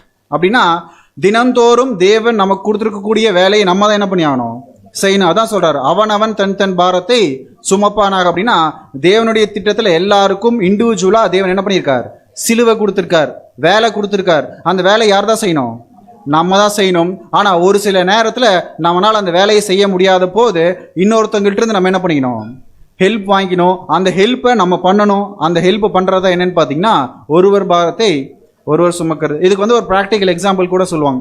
2 டெம்போ நிற்கிது. 2 டெம்போவில் 2 பேர் என்ன பண்ணுறாங்கன்னு பார்த்தீங்கன்னா வெயிட்டை லோட் பண்ணிட்டே இருக்காங்க. வெயிட்னா பேக்கேஜ் மாதிரி இருக்குன்னு வச்சுக்கோங்களேன், எடுத்து வச்சுட்டே இருக்காங்க. அப்படி 2 பேருமே தனித்தனியாக அவங்களுடைய டெம்போவில் வெயிட் எடுத்து வச்சுட்டே இருக்காங்க. ஒரு டைமில் ஒருத்தர் பார்க்குறார், ஒரு வெயிட் மட்டும் ரொம்ப பெருசாக இருக்கு. அப்போ அவர் என்ன பண்ணுவார், பக்கத்தில் இருக்கிற பார்ப்பார், ஒரே ஒரு ஹெல்ப் மட்டும் பண்ணுங்க, இதை மாத்திரம் தூக்கி வச்சிருங்க, மற்றதெல்லாம் என்ன பண்ணிடுறேன், நான் எடுத்து வச்சிடுறேன். அந்த டைமில் அவர் என்ன பண்ணுவார்னா ஒரு பெட்டியை மட்டும் ஒரு கை பிடிப்பாரு, தூக்கி என்ன பண்ணிடுவாங்க, உள்ளே வச்சிருவாங்க. மற்றதெல்லாம் எத்தி என்ன பண்ணுவாங்க, ஆஸ் யூஷுவல் லோட் பண்ணுவாங்க. இப்போ அதே போல தான் தேவன் நம்ம கொடுத்துருக்கக்கூடிய வேலையில் டெய்லி என்ன பண்ணிட்டு இருப்போம், ஒர்க் பண்ணிகிட்டே இருப்போம். ஏதாவது ஒரு சூழ்நிலையில் ஏதாவது ஒரு வேலை நம்மளால் தனித்து என்ன பண்ண முடியாது, செய்ய முடியாது. அப்போ சகோதரரை பார்த்து கேட்கணும், பிரதர் இந்த ஒரு வேலைக்கு மாத்திரம் நீங்கள் என்ன பண்ணுங்க, எனக்கு ஹெல்ப் பண்ணுங்க, இதை எடுத்து வச்சிட்டிங்கன்னா போதும், மற்றதை நான் என்ன பண்ணுறேன். இதே தான் சீமோன் பண்ணார். முழுசா சிலுவையை தூக்கிட்டு வந்தாரா, கிடையாது. இப்போ இயேசு கிறிஸ்து யாராவது எனக்கு ஹெல்ப் பண்ணும், அதனால் என்ன பண்ணிடலாம், சிலுவை அப்படின்னு கிடச்சோடனே யாராவது நீங்கள் கூப்பிட்டு அவர்கிட்ட என்ன பண்ணிடுங்க, கொடுத்துருங்க நான் நடந்து வரேன்னு சொன்னாரா? அவர் வேலையை அவர் செஞ்சுட்டே இருந்தார். ஒரு டைமில் எக்ஸ்ட்ரீமாக போகும்போது இவர் பலவீனப்பட்டுட்டார், இவரால் முடியாதுன்னு பக்கத்தில் இருக்கவங்க பார்த்து என்ன பண்ணுறாங்க, அந்த சிலுவை எடுத்து இன்னொருத்தனுக்கு கொடுக்குறாங்க. இப்போ அதே போல தான் நம்ம கொடுக்கப்பட்டக்கூடிய வேலையை எப்படா யார்ட்டையாவது கொடுத்துடலாம் நம்ம என்ன பண்ண முடியாது, எதிர்பார்க்கலாம் முடியாது. நம்ம செஞ்சுட்டே தான் இருக்கணும். ஒரு ஸ்டேஜில் மற்றவங்களையும் நம்மளை பார்ப்பாங்க, நம்மளால் என்ன பண்ண முடியல, செய்ய முடியல. அப்படிங்கும்போது அவங்க வந்து கேட்பாங்க, நாங்கள் ஒரு கை பிடிக்கட்டுமா? அப்போ நம்ம என்ன பண்ணோம், ஹம்புளாக ஏசு கிறிஸ்து அக்செப்ட் பண்ணின மாதிரி நீங்கள் ஹெல்ப் பண்ணுங்கள். அதாவது இப்போ ஒன்றும் இல்லை, என்னால் ஏதாவது ஒரு கனியை கொடுக்க முடியல, தேவனுக்கு ஏற்ற ஒரு ஆவிக்குரிய கனியை கொடுக்க முடியல, பிரதர் பார்த்துறார், அவர் கண்டுபிடிச்சிட்டார், இந்த கனி அவர்னால் என்ன பண்ண முடியல, ஆவியின் கனி கொடுக்க முடியலன்னு போது பிரதர் வந்து எனக்கு அட்வைஸ் பண்ணுவார். அப்போ நான் என்ன பண்ணிக்கணும், ஹம்புளாக அதை அக்செப்ட் பண்ணிக்கணும். இப்போ ஏசு கிறிஸ்து எப்படி சீமோனுடைய ஹெல்ப் அக்செப்ட் பண்ணிட்டாரோ அதே போல் அவர் வந்து அட்வைஸ் பண்ணும்போது அந்த அட்வைஸ் அக்செப்ட் பண்ணிட்டேன்னா அந்த சிலுவையை நான் என்ன பண்ணிடுவேன், அவர் கூட சேர்ந்து நான் சுமந்துடுவேன். அடுத்தது தொடர்ந்து நான் என்ன பண்ணிடுவேன், என்னுடைய வேலையை நான் செய்வேன். அப்படின்னா கம்பல்சரி இயேசு கிறிஸ்து அவருடைய சீஷர்களுக்கு அவர் கற்றுக் கொடுக்கக்கூடிய விஷயம் என்ன அப்படின்னு பார்த்தீங்கன்னா, அவர் டிசைன் பண்ணி நம்ம கொடுக்கறது என்னென்னா, எல்லாத்தையும் நீங்கள் தனியாக செய்ய முடியாது. கம்பல்சரி ஒரு ஸ்டேஜில் நீங்கள் என்ன பண்ணியே ஆகணும், ஒருத்தருடைய ஹெல்ப்பை நீங்கள் வாங்கி ஆகணும். இது அப்போஸ்தலனாகிய பவுலும் புரிஞ்சுக்கிட்டு தான் ஒரே அதிகாரத்தில் 2 பாயிண்ட் சொல்கிறார்.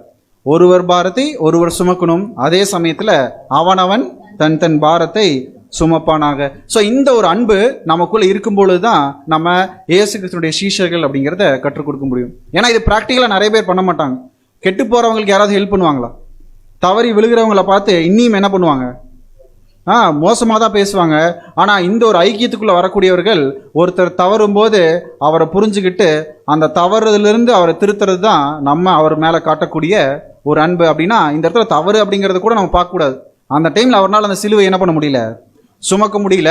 அந்த சிலுவையை சுமக்கிறதுக்கு நான் என்ன பண்ண போகிறேன், ஹெல்ப் பண்ண போகிறேன். ஸோ இந்த ஒரு அன்பை இப்போ நம்ம யார்கிட்ட இருந்து கற்றுக்கிட்டோம் அப்படின்னு பார்த்தீங்கன்னா, இயேசு கிறிஸ்து கிட்ட இருந்தும் தேவன் கிட்ட இருந்தும். நம்ம நிறைய தடவை தவறுறோம், ஆனால் தவறும்போது கூட ஒவ்வொரு தடவையும் அவர் எப்படி தான் பார்க்குறாருனா, இந்த டைம் அவங்களால என்ன பண்ண முடியல, சிலுவையை சுமக்க முடியல. இப்போ நம்ம என்ன பண்ணலாம், ஹெல்ப் பண்ணலான்னு சொல்லிட்டு நம்முடைய சகோதரன் சகோதரி மூலியமாக நம்ம ஹெல்ப் பண்ணி நம்மளை என்ன பண்ணுறாங்க, அந்த சிலுவையை சுமக்க வைக்கிறாங்க. வாசிக்கலாம் 1 யோவான் 3 அதிகாரம் 16 வசனம்.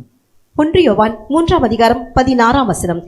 அவர் தம்முடைய ஜீவனை நமக்காக கொடுத்ததினாலே அன்பு இன்னதென்று அறிந்திருக்கிறோம், நாமும் சகோதரருக்காக ஜீவனை கொடுக்க கடனாளிகளாய் இருக்கிறோம். ஸோ இப்போ நம்ம சகோதரருக்கு ஜீவன் கொடுக்கறதுக்காக கடனாளிகளாக இருக்கிறோம். ஏன் கடன் வாங்கியிருக்கோம் அப்படின்னு பார்த்தீங்கன்னா, இதே போல் யார்கிட்ட வாங்கியிருக்கோம், இயேசு கிறிஸ்து கிட்ட நம்ம வாங்கியிருக்கோம். அவர் நமக்கு ஜீவன் கொடுத்த போல நம்ம ஒருத்தருக்கு ஒருத்தர் ஜீவன் கொடுக்கறதுக்கு கடனாளிகளாக இருக்கிறோம். அப்படின்னா இயேசு கிறிஸ்து ஃபைனல் அவருடைய அட்வைஸில் சொல்லிட்டு போயிட்டார், ஒருவரில் ஒருவர் அன்பாயிருங்கள். அதை செயல்படுத்தி காட்டின ஒரு விஷயம் தான் எதுன்னு பார்த்தீங்கன்னா, சீமோனுடைய அந்த ஒரு உதவியை அவர் என்ன பண்ணிட்டார், அக்செப்ட் பண்ணிட்டார் அப்படின்னு நம்ம பார்க்குறோம். இது ப்ராக்டிக்கலாக அப்போஸ்தலர்கள் வேற யாராவது பண்ணியிருக்காங்களா? ஒருவர் பாரத்தை ஒருவர் சுமந்து ஒருத்தர் பண்ணியிருக்கார். ஒரே டைமில் 2 சிலுவையை சுமந்திருக்கார். ஒரே டைமில் மற்றவர்கள் சுமக்க முடியாத 2 சிலுவையை இவர் சுமந்திருக்கார். இவரோட சேர்த்து 3 ஆச்சு. அப்போஸ்தலனாகிய பவுல் தான். எந்த சூழ்நிலை, வசனத்தினுடைய புக்கு சொன்னாலே கண்டுபிடிச்சிருவீங்க. Philemon, correct. பிலமோன் எடுத்துக்கலாம். பிலமோன் 1 அதிகாரம் 9 வசனத்திலிருந்து 12 வசனம் வரைக்கும் நம்ம வாசிக்கலாம். பிலமோன் 9 வசனம் முதல்.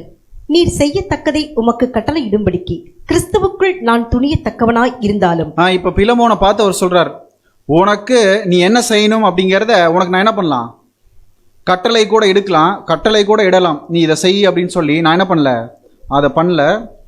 அப்படி செய்யாமல் அன்பின் நிமித்தம் மன்றாடுகிறேன். அன்பின் நிமித்தம் மன்றாடுகிறேன். இப்ப யார் மன்றாடுவா? நான் மன்றாடி கேட்டுக்கிறேன் அப்படின்னு சொல்லுவாங்க. எப்போ நம்ம ஏதாவது தப்பு பண்ணிட்டா என்ன பண்ணுவோம், மன்றாடி கேட்போம். இப்போ அப்போஸ்தலனாகிய பவுல் யாருக்கோ மன்றாடுறார். நம்ம படிச்சது தான். யாருக்காக? ஒனேசிமுக்காக. இப்போ ஒனேசிமு அப்படிங்கிற ஒரு சகோதரன் தப்பு பண்ணிட்டார். இப்போ இந்த சகோதரனுக்காக என்ன பண்றாருன்னு பார்த்தீங்கன்னா, பிலமோன் அப்படிங்கிற இன்னொரு சகோதரன் கிட்ட இவர் என்ன பண்றாருன்னா மன்றாடுறார். அப்படின்னா இந்த இடத்துல 2 பேர் இருக்காங்க, ஒருத்தர் பிலமோன், இன்னொருத்தர் ஒனேசிமு. இப்போ இந்த 2 பேர்த்தினாலே சிலுவை சுமக்க முடியல. என்ன சிலுவை சுமக்க முடியல அப்படின்னா, ஒனேசிமுனால பிலமோனை போய் சந்திக்க முடியல. ஏன்னா அவர் இதுக்கு முன்னாடி பண்ண தப்பு, அது அவருக்கு சிலுவை சுமக்க முடியாம இருக்கு.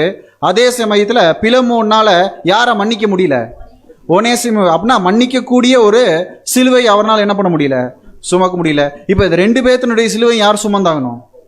அப்போஸ்தலனாகிய பவுல் சுமக்கணும். ரொம்ப சூப்பராக சுமக்கிறார். எப்படின்னா பிலமோனை பார்த்து என்னுடைய சிலுவை, இந்த சிலுவை நீ சுமந்தாகணும் அவர் சொல்ல, சிலுவை சுமக்கிறதுனா என்ன அப்படிங்கிறது அவர் என்ன பண்ணுறாரு, அவருடைய வாழ்க்கையில் கற்றுக் கொடுக்குறாரு. எப்படின்னா ஒனேசிமுக்காக இப்போ யார் மன்றாடுறா? பவுல். இந்த இடத்துல 2மே எக்ஸ்ட்ரீம் கேஸ். ஒருத்தர் தப்பு பண்ணல, ஆனால் அவரால் மன்னிக்க முடியல, அது ஒரு சிலுவை. இன்னொருத்தர் தப்பு பண்ணிட்டார், திருந்திட்டார், இருந்தாலும் அவரால் தொடர்ந்து என்ன பண்ண முடியலன்னா தேவனுடைய பிள்ளைகள் கூட சேர்ந்து வேலை செய்ய முடியல. இப்போ 2 எக்ஸ்ட்ரீம் கேரக்டர்ஸ்க்காகவும் இப்போ யார் பேசுகிறாருன்னு பார்த்தீங்கன்னா அப்போஸ்தலனாகிய பவுல். இப்போ 2 பேர்த்தையும் கன்வின்ஸ் பண்ணி வைக்கிறதின் மூலியமாக என்ன பண்ணுறாருன்னு பார்த்தீங்கன்னா 2 பேர்த்தோடைய சிலுவையும் இப்போ யார் சுமக்கிறா?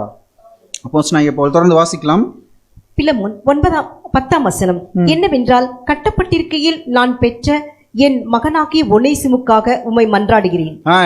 என்னுடைய மகனாகிய ஒனேசிம். இப்போ யாராவது ஒருத்தர் திருடிட்டார்னு வச்சுக்கோங்களேன், அவரை பார்த்து நம்ம சொல்லுவோமா, அவர் திருந்திட்டார், இப்போ நம்ம போய் அவருக்காக ரெக்கமெண்டேஷன் பேசுகிறோம், என்ன சொல்லுவோம்? யாரோ தெரியாமல் பண்ணிட்டாருங்க, இப்போ என்ன ஆகிட்டாரு, திருந்திட்டார். அதுக்கு பதிலாக ஒன்றும் பிரச்சனை இல்லைங்க, அவர் யார் தான், என்னோட பையன் தான் அப்படின்னா அவங்களுக்கு யார் மேலே சந்தேகம் வந்துடும்? அடுத்தது நம்ம மேலே என்ன வந்துடும்? சந்தேகம் வந்துடும். அப்படின்னா இப்போ இந்த அளவுக்கு யார் ரிஸ்க் எடுக்கிறா? பவுல். ஒருவேளை ஒனேசிம் அடுத்து தப்பு பண்ணாருன்னா யாரை பிடிப்பாங்க? பவுலை தான் பிடிப்பாங்க. இருந்தாலும் அவருக்கு என்ன ஒரு கான்ஃபிடென்ட் அப்படின்னா, இப்போ இவர் புரிஞ்சுக்கிட்டார், உணர்ந்துட்டார், இனிமேல் இந்த தப்பை அவர் செய்ய மாட்டார். ஒருவேளை செஞ்சுட்டா என்ன பண்ணுறதுன்னு யோசிக்கல. அந்த டைமில் என்ன பண்ணணும்? அவர் சிலுவை சுமக்கிறதுக்கு கஷ்டப்படுறார், நான் என்ன பண்ணி ஆகணும், ஹெல்ப் பண்ணுன்ட்டு தைரியமாக இப்போ கேரண்டி கொடுக்குறார். அவர் யார்? என்னுடைய பையன், நீ என்ன பண்ணிக்கோ, அவனை ஏற்றுக்கோன்னு சொல்லி சொல்கிறார். தொடர்ந்து வாசிக்கலாம். 11 முன்னே அவன் உமக்கு பிரயோஜனம் இல்லாதவன், இப்பொழுதோ உமக்கும் எனக்கும் பிரயோஜனம் உள்ளவன். ஃபர்ஸ்ட் யாருக்குமே பிரயோஜனம் இல்லாமல் இருந்தாரு, இப்போ எப்படி ஆயிட்டாரு? எல்லாத்துக்கும் பிரயோஜனம் உள்ளவராக மாறிட்டாரு. நீ என்ன பண்ணிக்கோ, ஏற்றுக்கொள். அப்படின்னா இதுதான் ஒருத்தருடைய தவறை நம்ம எப்படி பார்க்குறோம் அப்படின்ட்டு. ஒருத்தருடைய தவறை அது ஒரு பாவமாக பார்க்குறோமா, இல்லை சிலுவை சுமக்க முடியாத சூழ்நிலையை பார்க்குறோமா அப்படின்னா அப்போஸ்தலனாகிய பவுல் கிட்ட இருந்தால் கற்றுக்கணும். ஒருத்தருடைய தவறை அவர் எப்படி பார்க்குறாருன்னு பார்த்தீங்கன்னா சிலுவை சுமக்க முடியாத ஒரு சூழ்நிலையாக பார்க்குறார். அந்த டைமில் எப்படி அந்த சிலுவையை நம்ம கூட சேர்ந்து சுமக்கிறது அப்படிங்கிறத அவர் புரிஞ்சுக்கிட்டு கரெக்டாக அந்த டைமில் என்ன பண்ணுறாருன்னா, எப்படி சீமோன் இயேசு கிறிஸ்துவுக்கு ஹெல்ப் பண்ணாரோ அதே போல் அப்போஸ்தலனாகிய பவுல் இப்போ 2 பேர்த்துக்கு என்ன பண்ணுறாருன்னா சிலுவையை சுமந்து ஹெல்ப் பண்ணுறாரு. ஸோ இப்போ ஃபஸ்ட்டு பாயிண்டில் நம்ம என்ன புரிஞ்சுக்கணும் அப்படின்னு பார்த்தீங்கன்னா, இப்போ இயேசு கிறிஸ்துவ டெமான்ஸ்ட்ரேட் பண்ணி காட்டின ஒரு விஷயம் வெரி கிளியர். என்ன அப்படின்னு பார்த்தீங்கன்னா, ஒருவர் பாரத்தை ஒருவர் சுமக்கணும், கண்டிப்பாக நமக்கு ஹெல்ப்பு தேவைப்படும். இப்போ அடுத்த ஒரு பாயிண்டில் நம்ம புரிஞ்சுக்கிறக்கா ஒரு சில கேள்விகள் கூட கேட்கலாம். கட்டாயமாக நாம் சிலுவை சுமக்கிற யார்ட்டாவது ஹெல்ப் வாங்கி ஆகணுமா? கண்டிப்பாக என்ன பண்ணி தாகணும், வாங்கி தான் ஆகணும். அப்போஸ்தலனாகிய பவுல் வாங்கியிருக்காரா? வாங்கியிருக்கார். யார்கிட்ட வாங்கியிருக்கார்? தீமோத்தேயுவே இல்லை, தெரியல, ஒருவேளை இருக்கலாம், நான் படித்த வரைக்கும் இல்லை. லூக் ஹெல்ப், ஓகே, டைரக்டாக அவர் சொல்கிறார். அதாவது நீங்கள் சொல்கிற எல்லா விஷயமும் கரெக்டு தான். இந்த டைமில் எனக்கு ஸ்ட்ரைக் ஆகலை. என்ன அப்படின்னு பார்த்தீங்கன்னா, நிறைய பேர்த்துட்டு ஹெல்ப் வாங்கியிருக்கான். ஒரு சில டைமில் என்ன பண்ணியிருக்காருன்னா டிக்ளேர் பண்ணியிருக்கார், நான் குறைவுபட்டிருக்கேன், நீங்கள் எனக்கு ஹெல்ப் பண்ணியிருக்கீங்கன்ட்டு ஓப்பன் ஸ்டேட்மெண்ட் சொல்கிறார். வாசிக்கலாம். பிலிப்பியர் 4 முதல் 17 வசனங்கள். பிலிப்பியர் 4 16 17 நான் தெசலோனிக்கேயில் இருந்த போதும் என் குறைச்சலை நீக்கும்படி நீங்கள் 2 தரம் அனுப்பினீர்கள். அப்போஸ்தலனாகிய பவுல் தெளிவாக சொல்லிட்டார், நான் தெசலோனிக்கேயர்ல இருந்தேன், அந்த பட்டணத்தில் இருந்தேன். அப்போ எனக்கு என்ன இருந்துச்சு, குறைவு பட்டுச்சு. அந்த குறைவுக்கு நீங்கள் என்ன பண்ணீங்க, உதவி செஞ்சுருக்கீங்க. அப்படின்னா அப்போ அப்போஸ்தலனாகிய பவுலுக்கும் என்ன வந்திருக்கு, குறைவு வந்திருக்கு. அந்த டைமில் அவருக்கு என்ன குறைவாக வந்திருக்குன்னு பார்த்தீங்கன்னா, ப்ராக்டிக்கலாக சொல்லும்போது பணம் தான். அந்த இடத்துல பணம் அவருக்கு பத்தலை. அப்போ யார்கிட்ட இருந்து உதவி வாங்கியிருக்கார்? பிலிப்பியர்கள்ட்டிருந்து உதவி வாங்கியிருக்காதா? அது ஓப்பன் ஸ்டேட்டாக அவர் சொல்கிறார். என்ன அப்படின்னு பார்த்தீங்கன்னா, எனக்கு குறைவு இருந்துச்சு, அந்த குறைவில் நீங்கள் என்ன பண்ணியிருக்கீங்க, ஹெல்ப் பண்ணியிருக்கீங்க அப்படின்னு சொல்கிறார். ஸோ அப்போ கம்பல்சரி இயேசு கிறிஸ்துவுக்கு மாத்திரம் இல்லை, அவரை பின்பற்றி வரக்கூடிய சீஷர்களும் என்ன பண்ணியிருக்காங்கன்னு பார்த்தீங்கன்னா, ஒரு சில டைமில் ஒரு சில வேலைகள் அவங்களால செய்ய முடியாத போது மற்றவர்கள் செய்யக்கூடிய ஹெல்ப் அவங்க என்ன பண்ணியிருக்காங்க, அக்செப்ட் பண்ணி ஏற்றுக்கொண்டிருக்காங்க. இதே ஒரு காரியத்தை ஆண்டவராகிய இயேசு கிறிஸ்து வேற ஒரு சில மாடல் மூலிமா நம்ம கற்றுக் கொடுக்குறாரு. சபை அப்படிங்கிற ஒரு அமைப்பை அவர் எதுக்கு தான் ஒப்பிட்டு பேசுகிறார் அப்படின்னு பார்த்தீங்கன்னா, சரீரத்திற்கு. இப்போ இந்த சரீரத்தை கூட அவர் எப்படி தான் அமைச்சிருக்காருன்னு பார்த்தீங்கன்னா, ஒவ்வொரு அவயவமும் எப்படின்னா இண்டிபெண்ட்டாக ஒர்க் பண்ணவே முடியாது. இப்போ சரீரத்தில் இருக்கக்கூடிய கையோ கண்ணோ காலோ தனியாக அது ஒரு பொருளாக தனியாக ஒரு பார்ட்டாக இருந்துச்சு அப்படின்னா கண்டிப்பாக அதனால் எந்த விதமான வேலையும் செய்ய முடியாது. அப்படின்னா ஒரு பார்ட்டு தன்னுடைய வேலையை கரெக்டாக செய்யணும் அப்படின்னா அதற்கு மற்ற எல்லா பார்ட்டும் சேர்ந்து என்ன பண்ணும், அது ஹெல்ப் பண்ணணும். இப்போ நான் கையை தூக்குறேன் அப்படின்னா கை மட்டும் தனியாக இருந்தால் என்ன ஆகாது, இந்த உயரத்துக்கு வராது. ஸோ அதுக்கு என்ன ஆகணும், சரீரம் இருக்கணும் அப்படின்னு நம்ம பார்க்குறோம். அதே போல தான் இப்போ தேவன் பர்பஸாக சபை எப்படி தான் அமைச்சிருக்காருன்னு பார்த்தீங்கன்னா ஒவ்வொருத்தருக்கும் ஒவ்வொரு விதமான வேலையை கொடுத்துருக்கார். ஆனால் அந்த வேலையை அவங்களால தனியாக என்ன பண்ண முடியாது, செய்ய முடியாது. எல்லாரும் சேர்ந்து ஐக்கியப்பட்டு ஒரே சிந்தனையாக இருக்கும்போது தான் என்ன பண்ண முடியும்னு பார்த்தீங்கன்னா அந்த வேலையை அவர்களால் செய்ய முடியும். நம்ம வாசிக்கலாம் எபேசியர் 4ஆம் அதிகாரம் 16ஆம் வசனம். எபேசியர் 4ஆம் அதிகாரம் 16ஆம் வசனம். அவராலே சரீரம் முழுதும் அதற்கு உதவியாய் இருக்கிற சகல கணுக்களினாலும் இசையாய் கூட்டி இணைக்கப்பட்டு ஒவ்வொரு அவயவமும் தன் தன் அளவுக்கு தக்கதாய் கிரியை செய்கிறபடியே அது அன்பினால் தனக்கு பக்தி விருத்தி உண்டாக்குகிறதுக்கு ஏதுவாக சரீர வளர்ச்சியை உண்டாக்குகிறது. ஸோ இப்போ சரீரத்தில் ஃபுல்லாக என்ன பண்ணியிருக்காருன்னு பார்த்தீங்கன்னா டிஃப்ரெண்ட் பார்ட்ஸ்லாம் இருக்குது. ஆனால் இது எல்லாத்தையும் எப்படி தான் அவர் இணைச்சிருக்காருன்னு பார்த்தீங்கன்னா அன்பு அப்படிங்கிற ஒரே விஷயத்தை வச்சு தான். ஸோ இப்போ இது எல்லாமே ஐக்கியப்பட்டு ஒரே சரீரமாக இருக்குது அப்படின்னா அதற்குள்ளே இருக்கக்கூடிய ஒரு பிரதானமான குணலட்சணம் என்ன அப்படின்னு பார்த்தீங்கன்னா அன்பு. ஸோ இப்போ இந்த அன்பை எப்படி புரிஞ்சுக்கலாம் அப்படின்னு பார்த்தீங்கன்னா இது கூட ஒரு எக்ஸாம்பிள் சொல்லுவாங்க. என்ன அப்படின்னு பார்த்தீங்கன்னா ஒருத்தர் கையில் அடிபட்டுருச்சு, கையில் கட்டு போட்டிருக்காரு, மாவு கட்டு போட்டிருக்காரு. அவர் போய் ஃபுட்பால் விளையாடுவாரா? ஏன் கையில் தானே அடிபட்டிருக்கு, கால் தானே என்ன பண்ணுது, ஃபுட்பால் விளையாடுது. ஏன் அவர் கை அடிபட்டதுக்கு ஃபுட்பால் விளையாட போகாமல் இருக்காரு அப்படின்னா ஃபுட்பால் விளையாடும்போது எதுவும் சேர்ந்து வலிக்கும், கை வலிக்கும். அப்படின்னா கை கனவீனமாக இருக்குது அப்படிங்கிறதுக்காக கனமுள்ள கால் என்ன பண்ணுதுன்னு பார்த்தீங்கன்னா அதுக்கு சப்போர்ட் பண்ணுது, மற்ற வேலையை செய்யாமல் அது என்ன பண்ணுது இருக்குது. அதே போல தான் நம்முடைய சரீரத்தில் ஏதாவது ஒரு அங்கம் பலவீனப்படுது அப்படின்னா பலமுள்ள இன்னொரு சரீரம், அதாவது ஒரு அங்கம் என்ன பண்ணணும்னு பார்த்தீங்கன்னா அதற்கு ஹெல்ப் பண்ணணும். ஸோ அப்போ நம்முடைய சரீரமே எப்படி தான் அப்படின்னா ஏதாவது ஒரு சின்ன ஒரு பாகத்திற்கு அடிபட்டாலும் டோட்டல் சரீரமும் சேர்ந்து என்ன பண்ணும், அந்த அடிபட்ட பாகத்திற்கு உதவி செய்கிறது போல சபை அப்படிங்கிற ஒரு ஐக்கியத்துக்குள்ள யாராவது ஒரு சில பேர் ஒரு சில நபர்கள் குறைவுபடும் போது மற்ற எல்லார்களும் சேர்ந்து அவருக்கு உதவி செய்யும் போது கண்டிப்பாக அந்த பலவீனமான ஒரு பார்ட் கண்டிப்பாக என்ன பண்ணும், பலப்பட்டு வரும். இதுதான் சிலுவை சுமக்கக்கூடிய ஒரு விஷயம். வாசிக்கலாம் ரோமர் 15ஆம் அதிகாரம் முதல் 2 வசனங்கள். ரோமர் 15ஆம் அதிகாரம் 1-2 வசனங்கள்.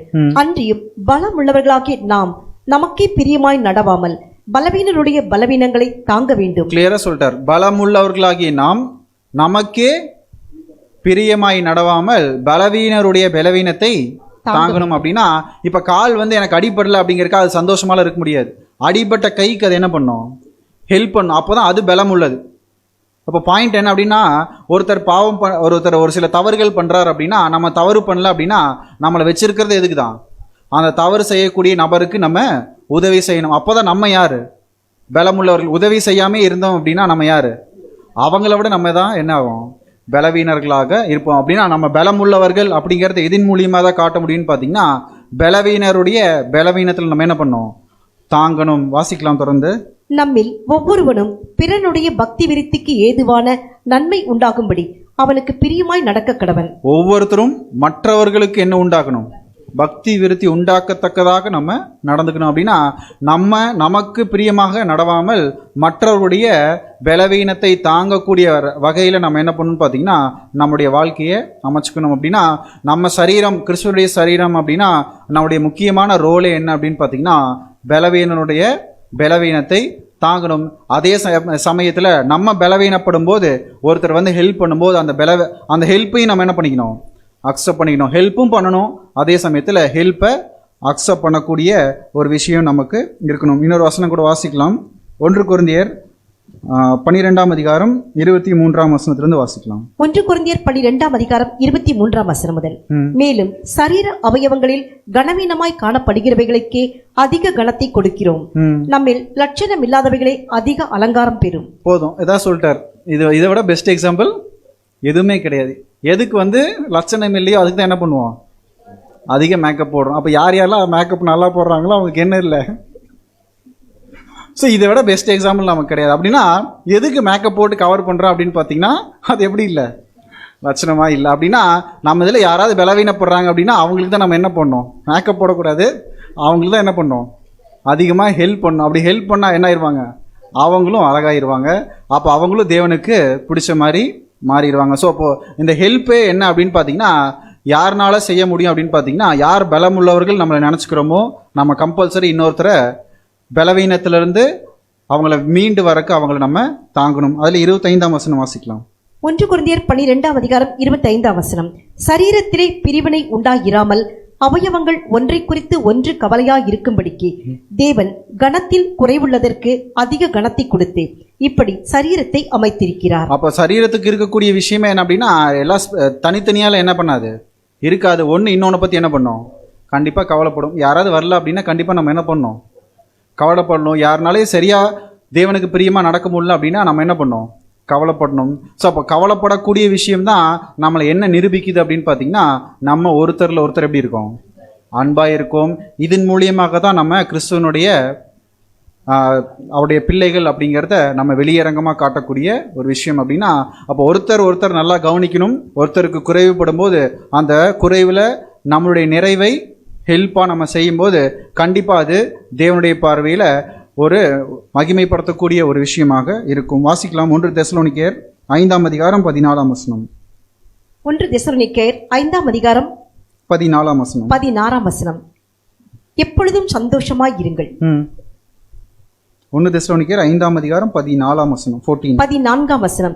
மேலும் சகோதரரே, நாங்கள் உங்களுக்கு போதிக்கிறது என்னவென்றால், ஒழுங்கில்லாதவர்களுக்கு புத்தி சொல்லுங்கள், திடனற்றவர்களை தேற்றுங்கள், பலவீனரை தாங்குங்கள், எல்லாரிடத்திலும் நீடிய சாந்தமாய் இருங்கள். இப்போ இன்னொரு பாயிண்ட் என்ன அப்படின்னு பார்த்தீங்கன்னா, ஒரு சில டைம்ல நமக்கு தயக்கம் வரும், அவருக்கு போய் நம்ம ஹெல்ப் பண்றதா சொல்றதா. அதான் இந்த இடத்துல சொல்லும்போது, சகோதரே நாங்கள் உங்களுக்கு போதிக்கிறது என்னவென்றால், ஒழுங்கில்லாதவருக்கு நீங்க போய் என்ன பண்ணுங்க, புத்தி சொல்லுங்கள் அப்படின்னா நமக்கு ஒரு சில டைம்ல டவுட் வரும். இப்போ போய் ஹெல்ப் பண்ணா அவர் திடீர்னு ஹெல்ப் வேண்டான்னு சொல்லிட்டா என்ன ஆயிரும், ரொம்ப கஷ்டமாயிருமே. இப்போ ஒன்றும் இல்லை, சீமோனை பார்த்து சிலுவை கீழே வை அப்படின்னு சொல்லி தரணும், என்ன இருக்கும், எடடா ஹெல்ப் பண்ண வந்து என்ன ஆயிடுச்சு, நமக்கு அவமானம் ஆயிடுச்சு அப்படின்னு சொல்லி திங்க் பண்ணுறதுக்கு ஒரு சான்ஸ் இருக்குது. ஆனால் இப்போ இந்த இடத்துல அவர் என்ன சொல்கிறாரு, ஃப்ராங்காக சொல்கிறார் தெசலோனிக்கர்களுக்கு, ஒழுங்கு இல்லாதவருக்கு நீங்கள் என்ன பண்ணுங்கள், புத்தி சொல்லுங்க. அந்த சிலுவையை சுமக்க நீங்கள் ட்ரை பண்ணுங்க. உங்களை சிலுவை சுமக்கிறதுக்கு அவங்க அலோவ் பண்ணலாம், பிரச்சனை இல்லை.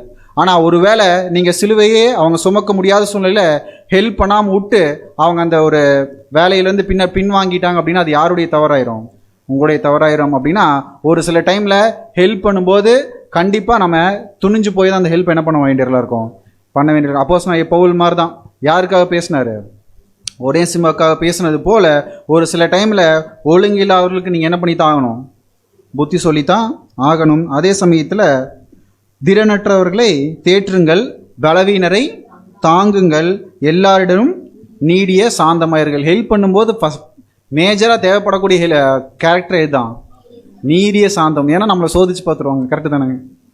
கண்டிப்பாக என்ன பண்ணிடுவாங்க, ஹெல்ப் பண்ணும்போது அந்த ஹெல்ப்பை பண்ண முடியாத, இனிமேல் நம்ம ஹெல்ப்பே பண்ண முடியாத அளவுக்கு நம்மளை என்ன பண்ணிடுவாங்க, சோதிச்சிருவாங்க. அதனால தான் அவர் சொல்கிறார், அந்த டைமில் மாத்திரம் நீங்கள் எப்படி இருங்க, நீடிய சாந்தமாயிருங்கள். ஏன்னா பலவீனரை நீங்கள் தாங்கும்போது எப்படி இருக்கணும், சாந்தம் உள்ளவர்களாக இருந்து இதை செய்யணும். இது எல்லாமே ஒரு பார்ட் ஆஃப் சிலுவையை சுமக்கக்கூடிய விஷயம். அப்படின்னா இதுதான் அன்பு.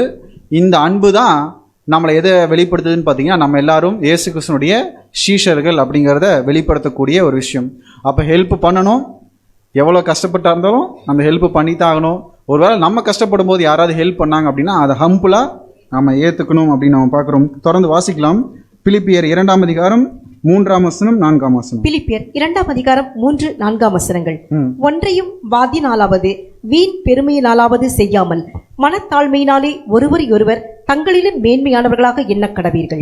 எதையுமே வாதினாலையும் வீண் பெருமையினாலும் என்ன பண்ணிடாதீங்க, செஞ்சிடாதீங்க. ஏன்னா சம்டைம்ஸ் நம்ம என்ன பண்றோம், ஹெல்ப் பண்றோம்னு நினைச்சிட்டு தேவையில்லாத விஷயத்துல போய் என்ன பண்ணிடுவோம், தலையிட்டுருவோம். அப்ப அது என்ன ஆயிரும், ஹெல்ப்பா இருக்காது, வம்பா மாறிடும். அதனால அவர் என்ன சொல்றாருன்னா, நீங்க ஏதாவது ஒரு வேலையை செய்யறதீங்கன்னா அந்த வேலையை எப்படி செய்யுங்க, வீண் பெருமையினாலேயோ வாதினாலேயோ என்ன பண்ணிடாதீங்க, செய்யாதீங்க. செய்யாம உங்களிலும் ஒருத்தர் மற்றவர்கள் எப்படி பார்க்கணும் அப்படின்னா மேன்மை உள்ளவர்களாக எண்ணி அதை போய் அந்த ஹெல்ப் பண்ணுங்க. இப்போ ஒன்றும் இல்லை, இப்போ எனக்கு ஏதாவது ஒரு குறைபாடு இருக்குது, சகோதரர் பார்த்துட்டு அவருக்கு ஏதோ ஒரு குறைவு இருக்குது, நான் போய் என்ன பண்ண போகிறேன், ஹெல்ப் பண்ண போகிறேன் அப்படின்னா அந்த இடத்துல நம்மளை என்ன பண்ணிடுறோம், உயர்த்தக்கூடாது. அதுக்கு பதிலாக இவர் என்ன சொல்கிறாருன்னா, நீங்கள் எந்த விஷயத்தையும் வீண் பெருமைக்காக என்ன பண்ணிடாதீங்க, செய்யறாதீங்க. ஒருவரையிலும் ஒருத்தர் எப்படி இருக்கணும், மேன்மை உள்ளவர்களாக எண்ணி அவங்களுக்கு போய் என்ன பண்ணுங்க, ஹெல்ப் பண்ணுங்க. ப்ராக்டிக்கலாக நீங்கள் பார்த்தீங்கனாலே நம்மளோட கீழானவங்களுக்கு ஹெல்ப் பண்ணும்போது அது எப்படி பண்ணுவோம், நம்மளை விட ஒரு மேலான நிலைமையில் இருக்கவங்களுக்கு ஹெல்ப் பண்ணுவோம். அதை எப்படி பண்ணுவோங்கிற விஷயத்தை நம்ம டிஃப்ரென்ஷியேட் பண்ணுவோம். கீழே இருக்கவங்க ஹெல்ப் பண்ணுவோம், அது ஒரு அலட்சியமாக இருக்கும். ஆனால் நம்மளோட ஒரு மேன்மையான ஒரு நிலைமையில் இருக்கவங்க ஹெல்ப் பண்ணுவோம். அங்கே எப்படி ஹெல்ப் பண்ணுவோம்னு பார்த்தீங்கன்னா ஹம்பிளாக ஹெல்ப் பண்ணுவோம். அவ ஏன் அந்த கீழான நிலைமையில் இருக்கிறவங்கள வந்து மோசமாக ட்ரீட் பண்ணி ஹெல்ப் பண்ணுறோம்? என்ன நினச்சிக்கிறது, நம்மளை விட அவங்க யார், கீழானவர். ஹெல்ப் பண்ணுறது அதுலேயும் ஒரு அலட்சியம். ஆனால் நமக்கு மேலான இருக்கவங்களை ஹெல்ப் பண்ணும்போது எப்படின்னா ஹம்பிளாக போய் அந்த ஹெல்ப் என்ன பண்ணுவோம், பண்ணுவோம். அதான் அவர் சொல்கிறார், நீங்கள் ஒருத்தருக்கு ஒருத்தர் ஹெல்ப் பண்ணலாம், உதவி செய்யலாம், அன்பு செலுத்தலாம். இது எல்லாத்துலேயுமே என்ன மைண்டில் வச்சு செலுத்தினீங்கன்னா ஒருவரிலும் இன்னொருத்தர் மேன்மையானவர்கள் என்று எண்ணி அவங்களுக்கு போய் ஹெல்ப் பண்ணுங்க அப்படின்னா. ஸோ அப்போ இந்த தவறை அவர் சிலுவை சுமக்க முடியாத சூழ்நிலையை கூட அவர் எப்படி தான் பார்க்க சொல்கிறாருன்னு பார்த்தீங்கன்னா அது ஒரு தவறாகவே நீங்கள் என்ன பண்ணாதீங்க, பார்க்காதீங்க. என்னை விட ஒரு பெட்டரான ஒரு மனுஷன் தான் அவர். இந்த டைமில் அவரால் என்ன பண்ண முடியல, இந்த வேலையை செய்ய முடியல, இப்போ நான் ஹெல்ப் பண்ணணும் அப்படிங்கிற ஒரு மைண்ட் செட்டோட போய் ஹெல்ப் பண்ணுங்க. கண்டிப்பாக நம்ம பண்ணக்கூடிய உதவி அவர்களை என்ன பண்ணாது, எந்த விதத்திலையும் காயப்படுத்தாது. எப்போ காயப்படுத்தும் அப்படின்னா என்னைக்காவது வீண் பெருமைக்காகவோ வாதுக்காகவோ ஏதோ ஒரு விஷயத்த நம்ம அன்பு செலுத்துறதா நினச்சி போய் செய்யும் போது அது என்ன ஆகும்னு பார்த்தீங்கன்னா அவர்களை குற்றப்படுத்தக்கூடிய ஒரு விஷயமாக மாறிடும். ஸோ அப்போ இந்த இடத்துல நிறையா விஷயத்தை அவர் என்ன பண்ணுறாருன்னு பார்த்தீங்கன்னா நமக்கு சொல்லிக் கொடுக்குறாரு. அப்போ அன்பு செலுத்துறதுல அப்படிங்கிறதுல அவர் என்ன சொல்கிறாருன்னு பார்த்தீங்கன்னா இது அண்டர்ஸ்டாண்டிங் தான். முழுசாக ஒருத்தரை சகோதரனையோ சகோதரியோ நம்ம புரிஞ்சு வச்சுருந்தா மாத்திரம்தான் எது அவங்களுக்கு குறைவு, அதே சமயத்தில் எந்த டைமில் என்ன ஹெல்ப் பண்ணும் அப்படிங்கிறது கூட நமக்கு தெரியும். சில டைமில் பண்ணுறது உண்டு, நம்மளே யாராவது வந்து கஷ்டப்பட்டுட்டு இருப்பாங்க, அவங்கள்ட்ட போய் நம்மளுடைய ஓன் எக்ஸ்பீரியன்ஸை பயங்கரமாக பேசிகிட்டு இருப்போம். இதே மாதிரி தாங்க எனக்கு பிரச்சனை வந்துச்சு, நான் அப்படி இருந்தேன் இப்படி இருந்தேன் அப்படின்னா அவருக்கு அது பெரிய இரிட்டேஷன் ஆயிரும். அந்த டைமில் அவருக்கு என்ன தேவை, அந்த டைமில் அவர் எப்படி அந்த பிரச்சனையிலேருந்து வெளியே வரங்கிற கவுன்சிலிங் தான் நம்ம என்ன பண்ணோம், கொடுக்கணும். அதை விட்டுட்டு நம்மளோட சரித்திரத்தை பேசிகிட்டு இருந்தோம்னா அவருக்கு என்ன ஆயிரும், இரிட்டேட்டு. அப்படின்னா அந்த டைமில் யார் நம்ம கரெக்டாக புரிஞ்சுக்கல, அவரை புரிஞ்சுக்கல. அவர் புரிஞ்சுக்காமல் நம்ம என்ன பண்ணிகிட்டு இருக்கோம்னா நம்மளுடைய ஓன் எக்ஸ்பீரியன்ஸ் அவர்கிட்ட ரெக்கார்ட் பண்ணிகிட்டு இருப்போம்.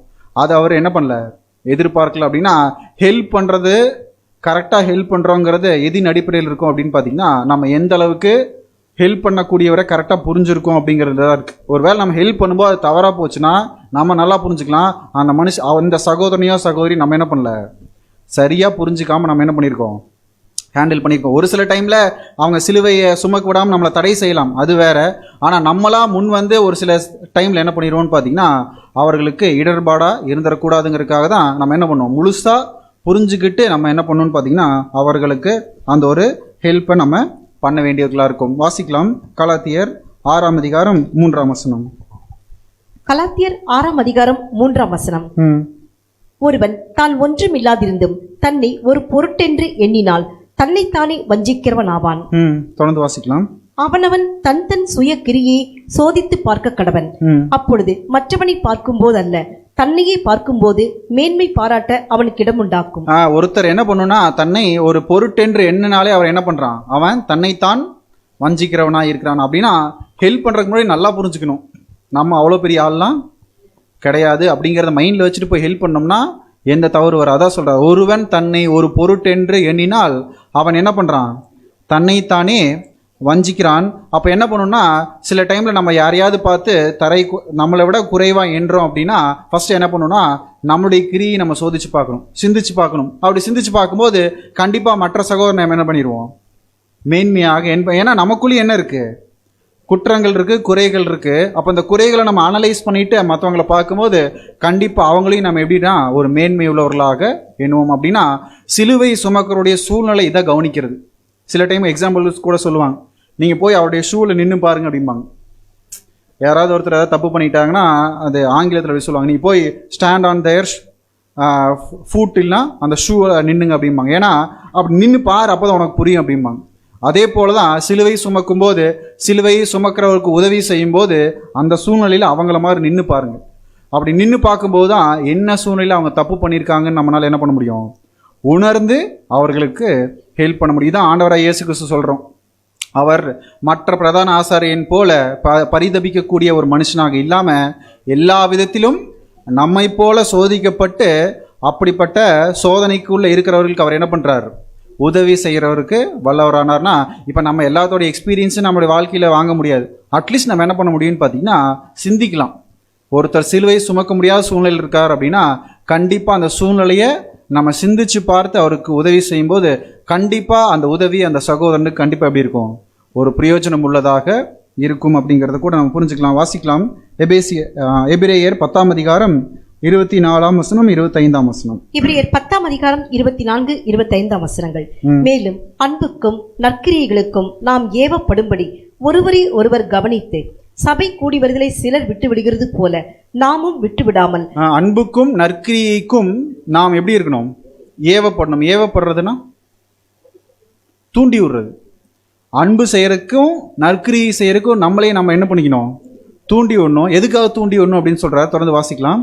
திருப்பி அந்த வசனம் வாசிக்கலாம். 24ஆம் வசனம். அன்புக்கும் நற்கிரியைகளுக்கும் நாம் ஏவப்படும்படி ஒருவரை ஒருவர் கவனித்து. எதுக்காக இதை தூண்டி விடணும் அப்படின்னு பாத்தீங்கன்னா, ஒருவரை ஒருவர் கவனித்து அப்படின்னா, ஒருவரை ஒருவர் கவனிக்கும் போது அவங்களுக்கு அன்பு செலுத்தணும் அப்படின்னா நமக்குள்ள எதை தூண்டணும்? அன்பையும் நற்கிரியை நம்ம தூண்டி மற்றவர்களை நம்ம என்ன பண்ணோம்? கவனிக்கணும். அது திருப்பி இந்த வசனம் வாசிக்கலாம். 24ஆம் வசனம். மேலும் அன்புக்கும் நற்கிரியைகளுக்கும் நாம் ஏவப்படும்படி ஒருவரை ஒருவர் கவனித்து. அப்ப ஒருவரை ஒருவர் கவனிக்கிறது எதுக்காக தான்? அன்பையும் நற்கிரியை நம்ம செய்யறதுக்காக தான். அப்படின்னா கவனிக்கும் போது குற்றம் குறை தெரியுது அப்படின்னா நம்ம பார்க்கக்கூடிய பார்வையில் ஏதோ தப்பு இருக்கு அப்படின்னு அர்த்தம். அப்ப கவனிக்கும் போது அன்பு செலுத்தணும் அப்படிங்கிற ஒரு கேரக்டர் தான் நமக்குள்ள வரணும். அதாவது சிலுவை சுமக்கணும், அவருக்கு ஹெல்ப் பண்ணணும் அப்படிங்கிற ஒரு கேரக்டர் தான் நமக்குள்ள வரணும். அப்படின்னா பார்க்கக்கூடிய பார்வையிலேருந்தே நம்ம டிஃபரன்ஷியேட் பண்ணிடலாம் நமக்குள்ள என்ன இருக்கு. கிறிஸ்து எதிர்பார்க்கக்கூடிய அந்த ஒருவரில் ஒருவர் செலுத்தக்கூடிய அன்பு நம்ம கிட்ட இருந்துச்சு அப்படின்னா நம்ம ஒருத்தரை கவனிக்கும் போது ஆட்டோமேட்டிக்கா நம்ம எதை செய்ய முற்படுவோம் அப்படின்னு பாத்தீங்கன்னா நற்கிரியை அன்பு செய்யறதுக்கு நம்ம முற்படுவோம். தொடர்ந்து வாசிக்கலாம். 25ஆம் வசனம். 25ஆம் வசனம். சபை கூடி வருதலை சிலர் விட்டு விடுகிறது போல நாமும் விட்டு விடாமல் ஒருவருக்கொருவர் புத்தி சொல்ல கடவோம். நாளானது சமீபித்து வருகிறதை எவ்வளவாய் பார்க்கிறீர்களோ அவ்வளவாய் புத்தி சொல்ல வேண்டும். அவ்வளவாய் புத்தி சொல்ல வேண்டும் அப்படின்னா ஒருத்தர் இன்னொருத்தருக்கு கண்டிப்பா என்ன பண்ணணும்? அட்வைஸ் கொடுக்கணும், கேட்கணும். யாராவது சொல்ல முடியுமா, எனக்கு யார் எந்த அட்வைஸும் பண்ணாதீங்க, எனக்கு எல்லாமே தெரியும்? கண்டிப்பா சொல்றதுக்கு வாய்ப்பே இல்லை. அதான் இந்த இடத்துல சொல்லும்போது ஒருத்தர் இன்னொருத்தரை கவனிங்க, சபை கூடி வாங்க, நாள் ரொம்ப கடைசியா இருக்கிறத நல்லா புரிஞ்சுக்கிட்டீங்கன்னா ஒருத்தருக்கு ஒருத்தர் என்ன பண்ணுங்க? புத்தி சொல்லுங்க. அப்படின்னா கம்பல்சரி எல்லாரும் புத்தி சொல்லணும், புத்தி சொல்றத கேட்கணும். அப்படி கேட்டு ஒருத்தர் மேல ஒருத்தர் அன்பா இருந்தோம் அப்படின்னா நம்ம தான் கிறிஸ்துவனுடைய சீஷர்களாக இருப்போம். ஏன்னா இது கொஞ்சம் கஷ்டம்தான். புத்தி சொல்றதும் கஷ்டம், புத்தி சொல்றதை கேட்கறதும் கஷ்டம். அந்த புத்தி சொல்லி கேட்டு அதுக்கு மேல அன்பு செலுத்துறது அதோட கஷ்டம். ஏன்னா இந்த ப்ராசஸ் அப்படிதான் இருக்கும். ஏன்னா யாராவது அட்வைஸ் பண்ணா நமக்கு அவரை பிடிக்காது, நம்ம அட்வைஸ் பண்ணும்போது அவங்க கேட்கலன்னா அவங்களுக்கு நமக்கு பிடிக்காது. கரெக்டு தானேங்க? இது எல்லாத்தையும் தாண்டி நம்ம அவர் மேல என்ன பண்ணணும்? அன்பு செலுத்தணும். அதுவும் அது குறையா பார்த்து என்ன பண்ணக்கூடாது? அன்பு. ஏன்னா சில டைம் சில பேர்த்த கவனிக்கும் போது அன்பு செலுத்துறது என்ன ஆயிரும்? குறைஞ்சு போயிடும். ஏன்னா நம்ம சில எதிர்பார்ப்புகள் வச்சிருப்போம். அந்த எதிர்பார்ப்புகள் அவர் செய்யாத போது என்ன ஆயிரும்? ஒரு வெறுப்பு விட்டுட்டு போயிடும். ஆனா இவர் என்ன சொல்றாருன்னு பாத்தீங்கன்னா, நீங்க கவனிக்கும் போது அவங்களுக்குள்ள என்ன வரணும்? அன்பு வரணும். ஸோ இப்போ இது எல்லாத்தையும் சேர்ந்து செய்யக்கூடிய ஒரு காரியத்தை தான் இப்போ என்ன பண்றாருன்னு பாத்தீங்கன்னா இயேசு கிறிஸ்து நம்ம கிட்ட எதிர்பார்க்கிறார். இதை அவருடைய வாயால சொன்னா மாத்திரம் போதாது, தன்னுடைய செயல்லையும் அவர் செஞ்சு காட்டணுங்கிறதுக்காக தான் அந்த சிலுவை சுமக்கக்கூடிய ஒரு விஷயத்த என்ன பண்றாருன்னு பாத்தீங்கன்னா சீமோனுக்கு அவர் கொடுக்கிறார். கடைசி ஒரு வசனம் வாசிச்சு முடிக்கலாம். கலாத்தியர் 6ஆம் அதிகாரம் 10ஆம் வசனம். கலாத்தியர் 6ஆம் அதிகாரம் 10ஆம் வசனம். ஆகையால் நமக்கு கிடைக்கும் சமயத்திற்கு தக்கதாக யாவருக்கும் விசேஷமாக விசுவாச குடும்பத்தார்களுக்கும் நன்மை செய்ய கடவோம். ஆகையால் நமக்கு கிடைக்கும் சமயத்திற்கு தக்கதாக யாவருக்கும் விசேஷமாக விசுவாச குடும்பத்தாருக்கு நம்ம என்ன பண்ணோம்? நன்மை செய்யக்கூடுவோம். எதுக்காக நம்ம செய்யணும் அப்படின்னா இதன் மூலியமாக தான் நம்ம கிறிஸ்துவனுடைய சீஷர்கள் அப்படிங்கிறத நம்ம வெளியரங்கமாக காட்ட முடியும். நம்மளை பார்க்குறவங்க, உலகத்தில் இருக்கக்கூடிய ஜனங்கள் நம்மளை பார்த்து என்ன சொல்லுவாங்கன்னா, நம்ம செலுத்தக்கூடிய அன்பை பார்த்து தான் அவங்க என்ன சொல்லுவாங்கன்னா, இவங்க தான் உண்மையான சீஷர்கள், இயேசு கிறிஸ்துவினுடைய சீஷர்கள் அப்படின்னு சொல்லக்கூடிய ஒரு வாழ்க்கையை யாருனால வாழ முடியும் அப்படின்னா தனித்து ஒவ்வொருத்தங்களால வாழ முடியாது.